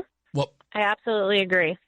Barbara, listen, your courage and, of course, calling here to let me know about it. Thank you so much. Thank you. You're welcome. And thank you for listening to the show. Do you listen often? Every day. God bless you. Okay, you're already my new favorite person. Thank you, Barbara. I appreciate you. You too. Bye. All right, have a good one. You got it. Let's go to Tom real quick. What's going on, Tom? Hey, I listen almost every day too, Reese. I know you do, buddy. I know. Hey, well, I haven't listened in a couple days. Have you talked about Richard Blumenthal and his stock trades? And you know what? That one got away from me. And I know I saw a story on it. Yeah, we go after Nancy Pelosi and everything, and rightfully so, but she only did like $24 million last year. Ted Cruz, a Republican, Ted Cruz made over $50 million. And really? Our own Richard Blumenthal made over 60, I think almost $80 million in stock trades last year. How much? Almost $80 million. Wow. Well, you know and what? He always cries poor and then says it's his wife's family. Listen to me. Let me tell you something. We saw him up close, and you know what Roseanne said? She goes, I was very disappointed. She said, that's a really old suit. It was old. It was poorly tailored. He's wearing like those old man shoes. You know, you see them in Florida with the zinc on the nose and the shorts and the black socks. That's what it looked like. Those like really old man Florida retirement He shoes. really knows how to cover it up. Okay, I'm going to look into that. Yeah, and the reason I'm it's bad. Roseanne, maybe if you heard about the special forces guy that made those the bets. Oh man, they fry his backside, hold his feet to the bowl. Oh, you're talking about the guy who made the bets on the Iran and the Venezuela. That was my first inclination, fry him. But how come he makes those bets on a good thing, getting Honduras out, does it, and he profits, yet we don't do anything to these politicians that do, and don't tell me it's not. No, dude, you're 100% right, because first of all, I just made that claim. When Bob J. was making the comments about Donald Trump and his 34 felonies for a paper era, I was just saying the same thing about Ilhan Omar, going from $100,000 to $30 million back to $100,000, and not one person even batted an eye. It was a clerical error. Yeah. Oh, that's right. She probably sent her accounting to the Leering Center. That's. I mean, it tracks. They're Somalian, so you know. That poor knucklehead. Tom, thank you, buddy. You got it. All right, buddy. All right. If you want to go to the 11th Commandment GOP gubernatorial debate on May 7th at Stadium 15 in Farmington, all you got to do is pick up the phone right now at 860-522-WTIC, 860-522-9842. Pick up the phone right now. You can win a pair of tickets to join me, Morgan Cunningham, Brian Shackman. I think Joey will be there, too. The candidates will be there. Well, at least some of them will be there. And you can join us at the debate live at 7 p.m. on May 7th at the Stadium 15 private event room. That is in Farmington, so go look them up. And if you haven't been there, go by and check it out, because you can go play virtual golf, virtual soccer, virtual football. Everything is over there. So go check it out. 860-522-WTIC, 860-522-9842. The WTIC 11th Commandment Republican gubernatorial debate is sponsored by AARP. So get on the phone so you can get tickets to join. Go ahead. Goober. Oh, yeah. Also, if you don't win, you can still go to WTIC.com. WTIC.com. Go to more, click on contest, fill out the form, and you can join us there. I can't wait. I just found out that Rumble sent me $50.82. Oh. How nice of them. That's nice of them. Spend it all in one place. I promise you I won't. That means that I have some extra money to spend today. Would you like to go eat at a very nice French restaurant I just drove by? Because I didn't know one was near here. But like I found $50? No, it's more. I have more than that. I was going to say, like $50. That's like a latte. An extra $50. Would you want to go to the French restaurant? I didn't even know we had one, but apparently there's a new one nearby, a new French restaurant. I don't know if I'm really fond of French food. You will like prefer this place, Italian. I promise. I know that you will like it. Okay, because, well, yes. hey, if I believe you, I trust you. Do you want to know the name of it? Oh, God, what is it? It's called McDonald's. It's a nice French restaurant. Out of here. McDonald's. This is why women snap. This is why that show exists. Well, Snapped. if we don't go there, there's also another place that you may enjoy. We've eaten there before, Jacques in the Box. And that is a nice, fine. You've eaten there for me. When we were in Texas, we ate there all the time. That's because there was nothing around for That's 50 true. miles. Yeah, because what was right across the street from Jack in the Box? La Fondita China. That's right. The Mexican Chinese restaurant. I'm trying to think about things that I miss about San Antonio, and honestly, I miss our house. Yeah, I miss that. Beautiful house. Because I kind of felt like that our house. Neighbors. Well, our neighbors were great. Yeah. But our house was kind of like a live-in city because it was only the two of us and we had over 1,400 square feet. We occupied all of 2 rooms. Yeah, that's it. Like there's sometimes we'd be in the living room, sometimes and I'd be in my office. We had an extra room and a backyard that we never and then we would sit outside maybe for a little while. I do miss the extra bathroom though. That I miss. Yeah. Boy, do I miss the extra bathroom. Yeah. Oh. What else do I miss about San Antonio? I don't know. I can't think of anything. That's it, huh? Yeah, I guess. Yeah, that's listen, but you I love love it it here. I do. You really love it I here. really, really do. I think when, we are, you are put on to bigger, better things, this is kind of where I want to live. So, I need you to hurry up and increase your income so I can have all the pretty things. Goodness gracious. Hey, I was supposed to mention something outside of Karen Thomas and the folks that we met over. Oh, yes, I wanted to talk about this before we go to break. So we go to Karen Thomas's thing at Friendly Hands Food Bank for the ribbon cutting. The governor was there, and that was great. It was fun to be there. But something interesting happened I want to share with you guys. And for those ladies who are listening, I want to say thank you. My ego was absolutely boosted Saturday. He was so embarrassed. It was so cute. It was really so. I walk in, I'm wearing a shirt and tie. I've got no hat on. And there was one gentleman who says, "You're dressed really nice. You must be a politician." And I went, "Well, I am sort of a public servant." And he goes, "Yeah, what do you do?" And I said, I'm Reese on the radio. And he goes, "Oh, okay." But he didn't listen to the show. He says, "Oh, what station you on?" And I was like, WTIC. He was like, "Oh, okay," like that. And so, but then there was there was this other woman who just kept walking by and she kept looking me square in the face. And I kept saying to myself, maybe she knows who I am. Perhaps she'll get enough nerve to walk over to me and just say hello. Well, anyway, we ended up talking to these two gentlemen about cancer treatment, which was a great conversation. Phenomenal.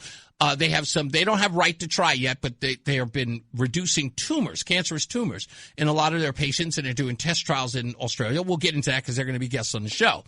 And then in the middle of that, this woman is walking towards me, and finally it's the same woman. She's looking me square in the face, and she's got this smile on her face. She's got her hand extended, and she goes, and I say, "Hi, how are you?" And she goes, "I just want to tell you, you are absolutely so handsome. I just had to come over and say hello." And I go, oh, okay, thank you. It was really nice. She's such a sweet woman. And she was like, every time I saw you as you passed by, I said, "He is so darn good looking." She did. It was very nice. And then Roseanne is like... Roseanne's attitude is like, he wouldn't even look half that good if it weren't for me. That's the way you treated it. I didn't say it out loud. I did say thank you because, yes, I picked out I bought the clothes you were wearing. Leave it up to you. You'd have been wearing a T-shirt and a hat again. And there's nothing wrong with that look. It's great. But when you go out with me, I want you to look pretty. Yes, apparently I did. And it wasn't the only woman. It turns out a couple of women. It happened a few times. Women were saying, "You're so good looking." Oh, he's so handsome. He's so handsome. Look at him over there. You're so tall. Yes, that was definitely a lot. The whole "you're so tall." It was wonderful. I loved it. It's uncomfortable. Whatever. You like it. No, I'm not saying that I don't like it. I'm just saying that it's uncomfortable. It is. So handsome. All I wanted them to say was, I listened to your radio show and I love it. And nobody knew who you were. Nobody knew. That was probably the funniest part. Is they were Not like, a soul. What do you do? What do you do? Oh, you're on the radio. Oh, that's so sweet. Oh, that's wonderful. Do you do the talkie talk? They're all Jewish now. For some I don't know. That's all I can. We've turned them into old Jewish women. Mabel. Oh, hey, Mabel. Look, it's the old radio guy. It's that Reese guy. He's on the radio. He's so handsome. That's pretty much what happened. Mark Christopher's out. Tom O'Hanlon's filling in. He's in the BPS Lawyers Traffic Center. The Odyssey app lets you jump back to the moments you missed from WTIC News Talk 1080. Download the free Odyssey app. Search WTIC News Talk 1080 and tap earlier today to get started. Turns out my wife wasn't paying attention for the entire show, so she can't even true. help us. She can't even help us in the most important part of the show. I so can. Let's do it. Yeah, you think you can? I can. Let's do it. You know what time it is. Now, what have we learned? What have we learned? What have we learned from this little fable? So what have we learned, if nothing else, children? So what have we learned, huh? So what have we learned from that? So what have we learned here today? What have we learned so far? Roseanne, what have you learned today? I learned that Democrats are violent hypocrites. Ned Lamont is pulling a Hillary Clinton. Mm-hmm. Teachers unions are robbing you blind to donate to the Democrat Party. Mm-hmm. Hold on, there was more. I think very important that we talked about that I really. It's okay if it was all a blur. The shooter that was really frightening. Mm-hmm. I didn't learn that, but I mean I got to share it, so that was important. Okay. I've learned that you think $50 is enough to feed us at a Jacques French in the Box? restaurant, Yes. and you believe Jacques in the Box is French food, and I believe you may get punched in the shoulder when we get done here. So that's what I've learned today. All right. What I learned today is that Democrats don't have enough guts to admit the most important part about their opposition to Donald Trump, and that is that they want him dead. And they need to develop a spine and just tell us that. And I think that the truth of the matter is that what I learned is that they are afraid to do it themselves, and they're hoping that some crackpot will do it for them. I've learned that people truly do not know what it means when they say things like proven or factual. Do not understand what those words mean. I do believe that while people are angry that politicians lie, can't help themselves for doing the same thing that they hate, and that is lying. They do believe that they are permitted to lie while chastising others for doing the same thing. Let me see. What else did I learn? Oh, I learned that certain individuals find you annoying. One man in particular. Hispanic men find you annoying. Because I have a voice and I use it. Yeah, is that really a Hispanic thing, that Hispanic men don't like? Not all Hispanic men, right? Like, I don't want to sit here and label all Hispanic men.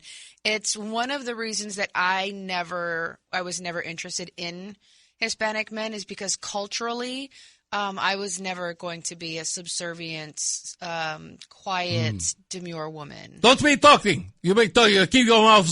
Be quiet. Yeah, you say nothing. The cops would be at the house all the time because I'd be beating the crap out of them. So don't be talking. We're giving your opinion, okay? Or nothing. That's okay. All right. Or make me a arroz y condules or something. Arroz con candule. Yeah, I can't even say it right. I know. Don't do it. I'm gonna put you on a timeout. Let's get a check of weather and traffic, and then we'll get to the phone calls, and we'll wrap this thing up today for this Monday. And then we'll tell you about tomorrow's show as well. Stick around. Mark Christopher's out, so we've got Tom O'Hanlon. He's filling in. He's at the BPS Lawyers Traffic Center. What's up, everybody? You know who it is. You know who it is. You know who it is. It's Reese on the radio. Frederick Douglass of the 21st century. It's WTIC News Talk 1080. All right, we're back, and we're almost out of here. Reese on the radio, Roseanne on the radio. Thank you, Roseanne, for coming in. Of course, we will bring you back should another assassination attempt happen. What is wrong with you? God, I'm just saying. Some things we don't say out loud. I love you to pieces, but I'm not making light of it. I'm just making light of, you wanted to come in today because of you wanted to express your dismay about what happened. But that's the reason why I said it. Let me see. What's the name? Oh, Carmela says, and we met Carmela and her husband, and I apologize, Carmela, for forgetting your husband's name. I want to say Joe, right? Was it Joe? Check. She should type it in. She's pretty quick about that. Yeah, anyway. Carmela says what we learned was that Roseanne does a good impression of a Jewish woman who's smitten with Reese. Hello, my Chicana and Negro friends, Stevie V says. Thank you. Hi, Stevie V. Chicana. That's a thing for you. You're I figured it was not you. Yeah, I don't understand that Chicana thing or whatever that is.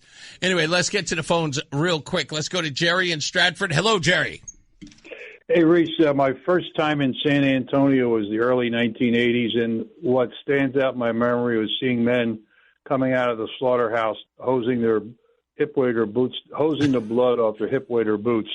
I was driving around looking for the Lone Star Hole of Horns, and they used to have like a game museum, Lone Star beer, and that was like it was just not something you see every day. Guys, covered in blood, hosing themselves off. Two things about the assassination attempt. One, I wish that Republican congressman would have named names. Agreed. Right now, it's a blanket allegation against the press, who many of them who nothing would care, want no parts of this, and so I think he has an obligation to name names. Agreed. Who was it? Who do they work for? What's the organization? And the other thing is regarding the guy's manifesto. Not that anyone is attempted murderer is under the obligation to be truthful. Mm-hmm. But what jumped off the page was where he said Trump was a pedophile. And I have some relations that hate Trump's guts. And they have been forwarding these pictures, like references Epstein, with Trump doing, groping, inappropriate things with especially young girls. But the one that stood out to me was, if you remember that the daughter of the senator from from Delaware, Coons, where Biden's sniffing his hair and getting inappropriate. Well, they photoshopped. No. Trump. And that was one of the things. So my point is, this guy was an educated man, and you looked at photoshopped pictures and you thought that was reality. And again, the whole thing is like not even having the point of reference to remember how viral that particular moment of Joe Biden was, that he couldn't discern that was photoshopped, which again is the sort of cognitive dissonance. And in another way is this, what's that term called when you're like, you have a desired interest in something that reveals Trump as being this sort of bad guy. It's almost TDS. Yeah, well, indeed. Jerry, thank you. Let me grab a couple others because I'm about to end the show, buddy, but thank you as always. Let's go to... Oh, yes, I'm sorry. But thank you, Roland. I was going to. I want to say congratulations to Mark from Burlington. He is our winner. What? Oh, Michael. Sorry, Michael from Burlington. Sorry. Okay, you deserve to yell at me for that one. Michael from Burlington. Screwed up big time. This is what happens when, women tell you about how attractive you are. You get all flustered and you lose your senses. Is our winner today to go to the 11th Commandment Republican gubernatorial debate with candidates vying for the Republican nomination on May 7th from 7 to 8:30 p.m. at the private event room at Stadium 15 in Farmington. If you'd like to go, make sure that you go to WTIC.com, click on more, click on contest, and fill out the form. This is brought to you by AARP Connecticut. Thank you. Totally forgot. Let's go to Mark, who is in Canton on the line. Hello, Mark. Hey, guys. Hey. A couple things. First thing I learned today was Roseanne's got allergies. Yes, she does. Yeah. It's about time. Like I am. Yep. Hey, the second thing, something that concerned me about the shooting is how the hell did he get that gun in the hotel? I was in Vegas a couple of years ago. After that, big shooting we had in Vegas, I was at the Venetian, and they scanned all the bags and then brought them up to our room. Really? We were not allowed to go upstairs with any bags at all. Yeah, DC's infrastructure, like just the city in general, everything is really old. Yeah. The hotels they're renovated, but they're not brought to date with, and then think about it too, a luxury hotel in DC. That's going to be more reserved for your elites, and you don't want elites feeling uncomfortable by having to walk through metal I do want to say that the reason... I want them feeling safe, though, not No. I I agree with you in the sense of, because it does answer this question, and he does reveal it in his manifesto as well as other places. He makes it clear that he put the gun together. Remember that someone visibly watched him putting the gun together before he stormed a magnetometer, which means that if he was carrying bags, he was carrying that rifle broken down. Right. So it wasn't like if it was a rifle case, that would have been, forget about it. I mean, that would have set off alarm bells. But if he's what putting... they did in Vegas is it goes to the electronic magnetometer. Yeah, you're right. I think what they're going to do... I think what they're going to do in the Vegas case in D.C. is they're going to do exactly what Vegas does. They should. I mean, these are our elite, senators and presidents. You're right. Especially, and he makes this point, backwards. Mark, he makes this point in his manifesto that he was absolutely stunned by the lack of security in many places in the hotel. I was stunned, too. Yeah. So that's going to have to be revisited, without a doubt. More security going into the Wolfpack game than there is in Easton. Yeah, indeed, right? Well, I'm still saying that's no good that they're don't lax the security at the Wolfpack game. Let's just say that. No. I'm just saying this was baffling to me. You know the president's going to be there. Every bag should have been scanned going into that building, just like they do with the Super Bowl. You can't get in well, the guy had checked in. Backstage of a Super Bowl. He had checked in before...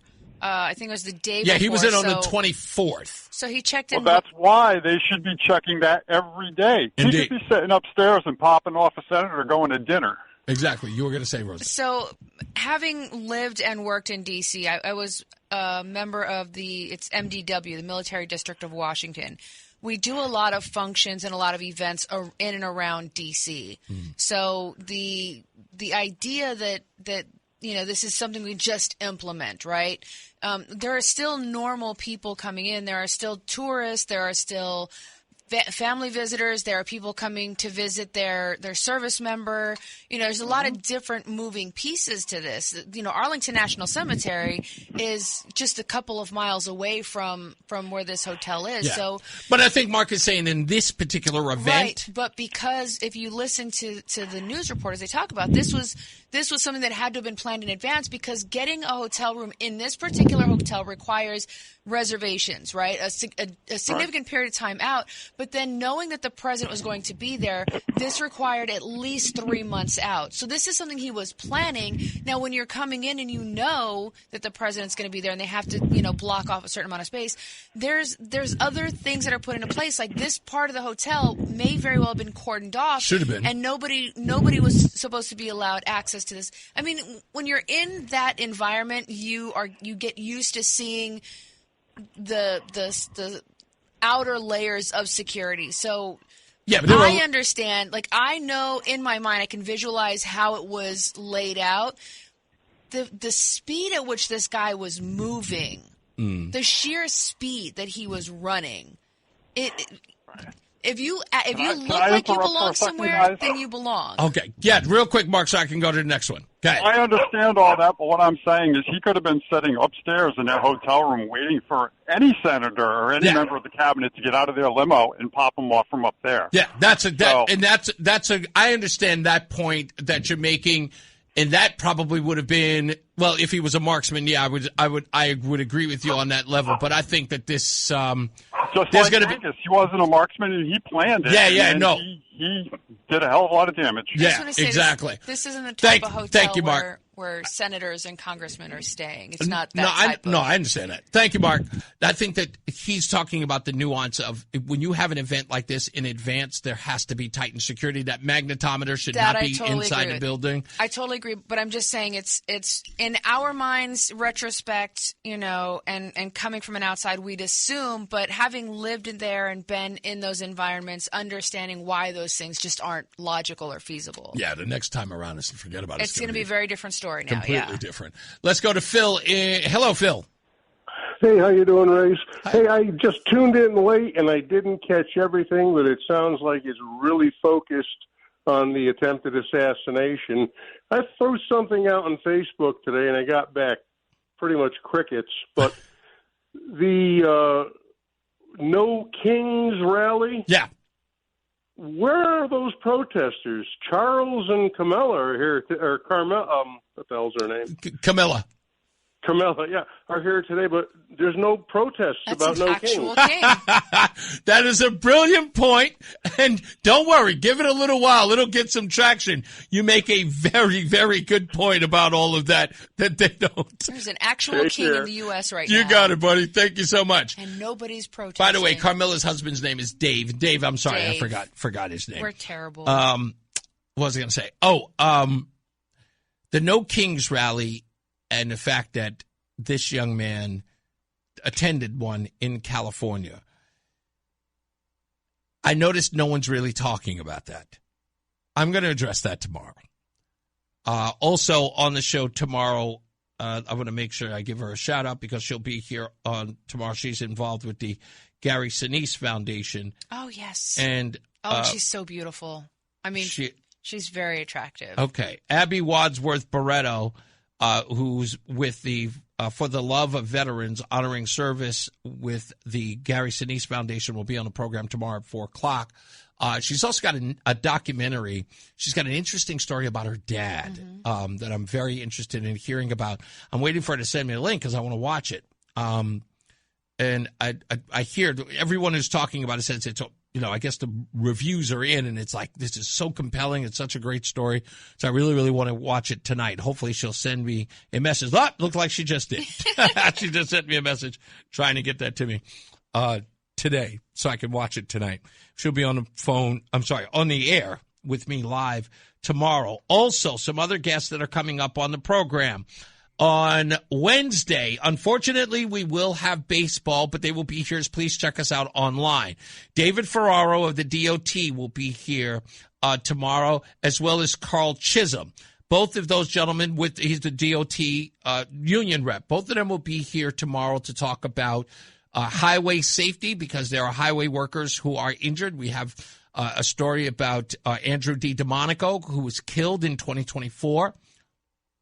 Wednesday. Sorry, that's Wednesday. Thank you. On Wednesday to talk about Andrew D. DeMonico, his family. We were hoping that we can get his mom on the show, but maybe it'll be at another date. But we want to talk about highway safety with both of those gentlemen on Wednesday. Thank you for that, Roland. Thursday, I don't have anyone, but I've got Eddie Torres from Hartford, Streets of Hartford. Sorry, Eddie Torres of Streets of Hartford, who'll be on the program on Friday. And if you liked Mike Ortiz, who was on the program last week, Thursday, you're going to love Eddie Torres as well. We're going to have him and a bunch of other guys who do the work that these guys do. So that'll be on Friday. So stand by for that. What else was I going to say? No, I can't think of anything else. That was about it because I've only got 2 minutes. Well, that was it. We had a good time. Thanks for having me. It's been nice knowing you. So are you going to wait until Friday to come back? It's up to you, sir. Whatever you want. We should have Jose call back and ask him if was his name Jose? No, his name wasn't Jose. Was his name Jose or was it Juan? I don't remember his name. All I know is that he wasn't. Regardless, give him a call. He didn't give a name. Oh. Ask him when it's okay with him that I come back. Oh, it's okay. Okay, you don't have to tell you. Okay, today it's okay for Roseanne to be on the program because we got the cooking show coming up, and you can have her on the program. Don't we have somebody from the cooking show coming up on Thursday? You could be here for that. What's his name? Oh, it's not confirmed? Okay, you know what? Thursday, we got the cooking guy. I'm going to kick you in the forehead. You can come here on the program. You can and you can talk about sir. You can talk about cooking. And then next week, we'll have the cleaning lady. She'll be in here, and we'll talk to her about cleaning. And then you can talk about that, okay? What do you think? It'll be a good show. You can call and talk about both those things, okay? How many times have you been married? 4, baby. 4. I'm number 4. And you still haven't learned anything, have you? I learned, if there's anything that I learned is that you should cook and you should clean. That's what you should do. I see. That's what Jose say. As I always say, radio is free, so we thank you for paying attention. Remember to keep JC in your hearts and in your minds. Sean Patrick, we love you and we miss you. Remember that panic is not planning, so plan your work and work your plan. Me, I'm Reese on the radio. She is Roseanne on the radio. Say goodnight, Roseanne. Reese is in trouble tonight. You have a good night and a pleasant tomorrow. We'll see you back here at 2 p.m.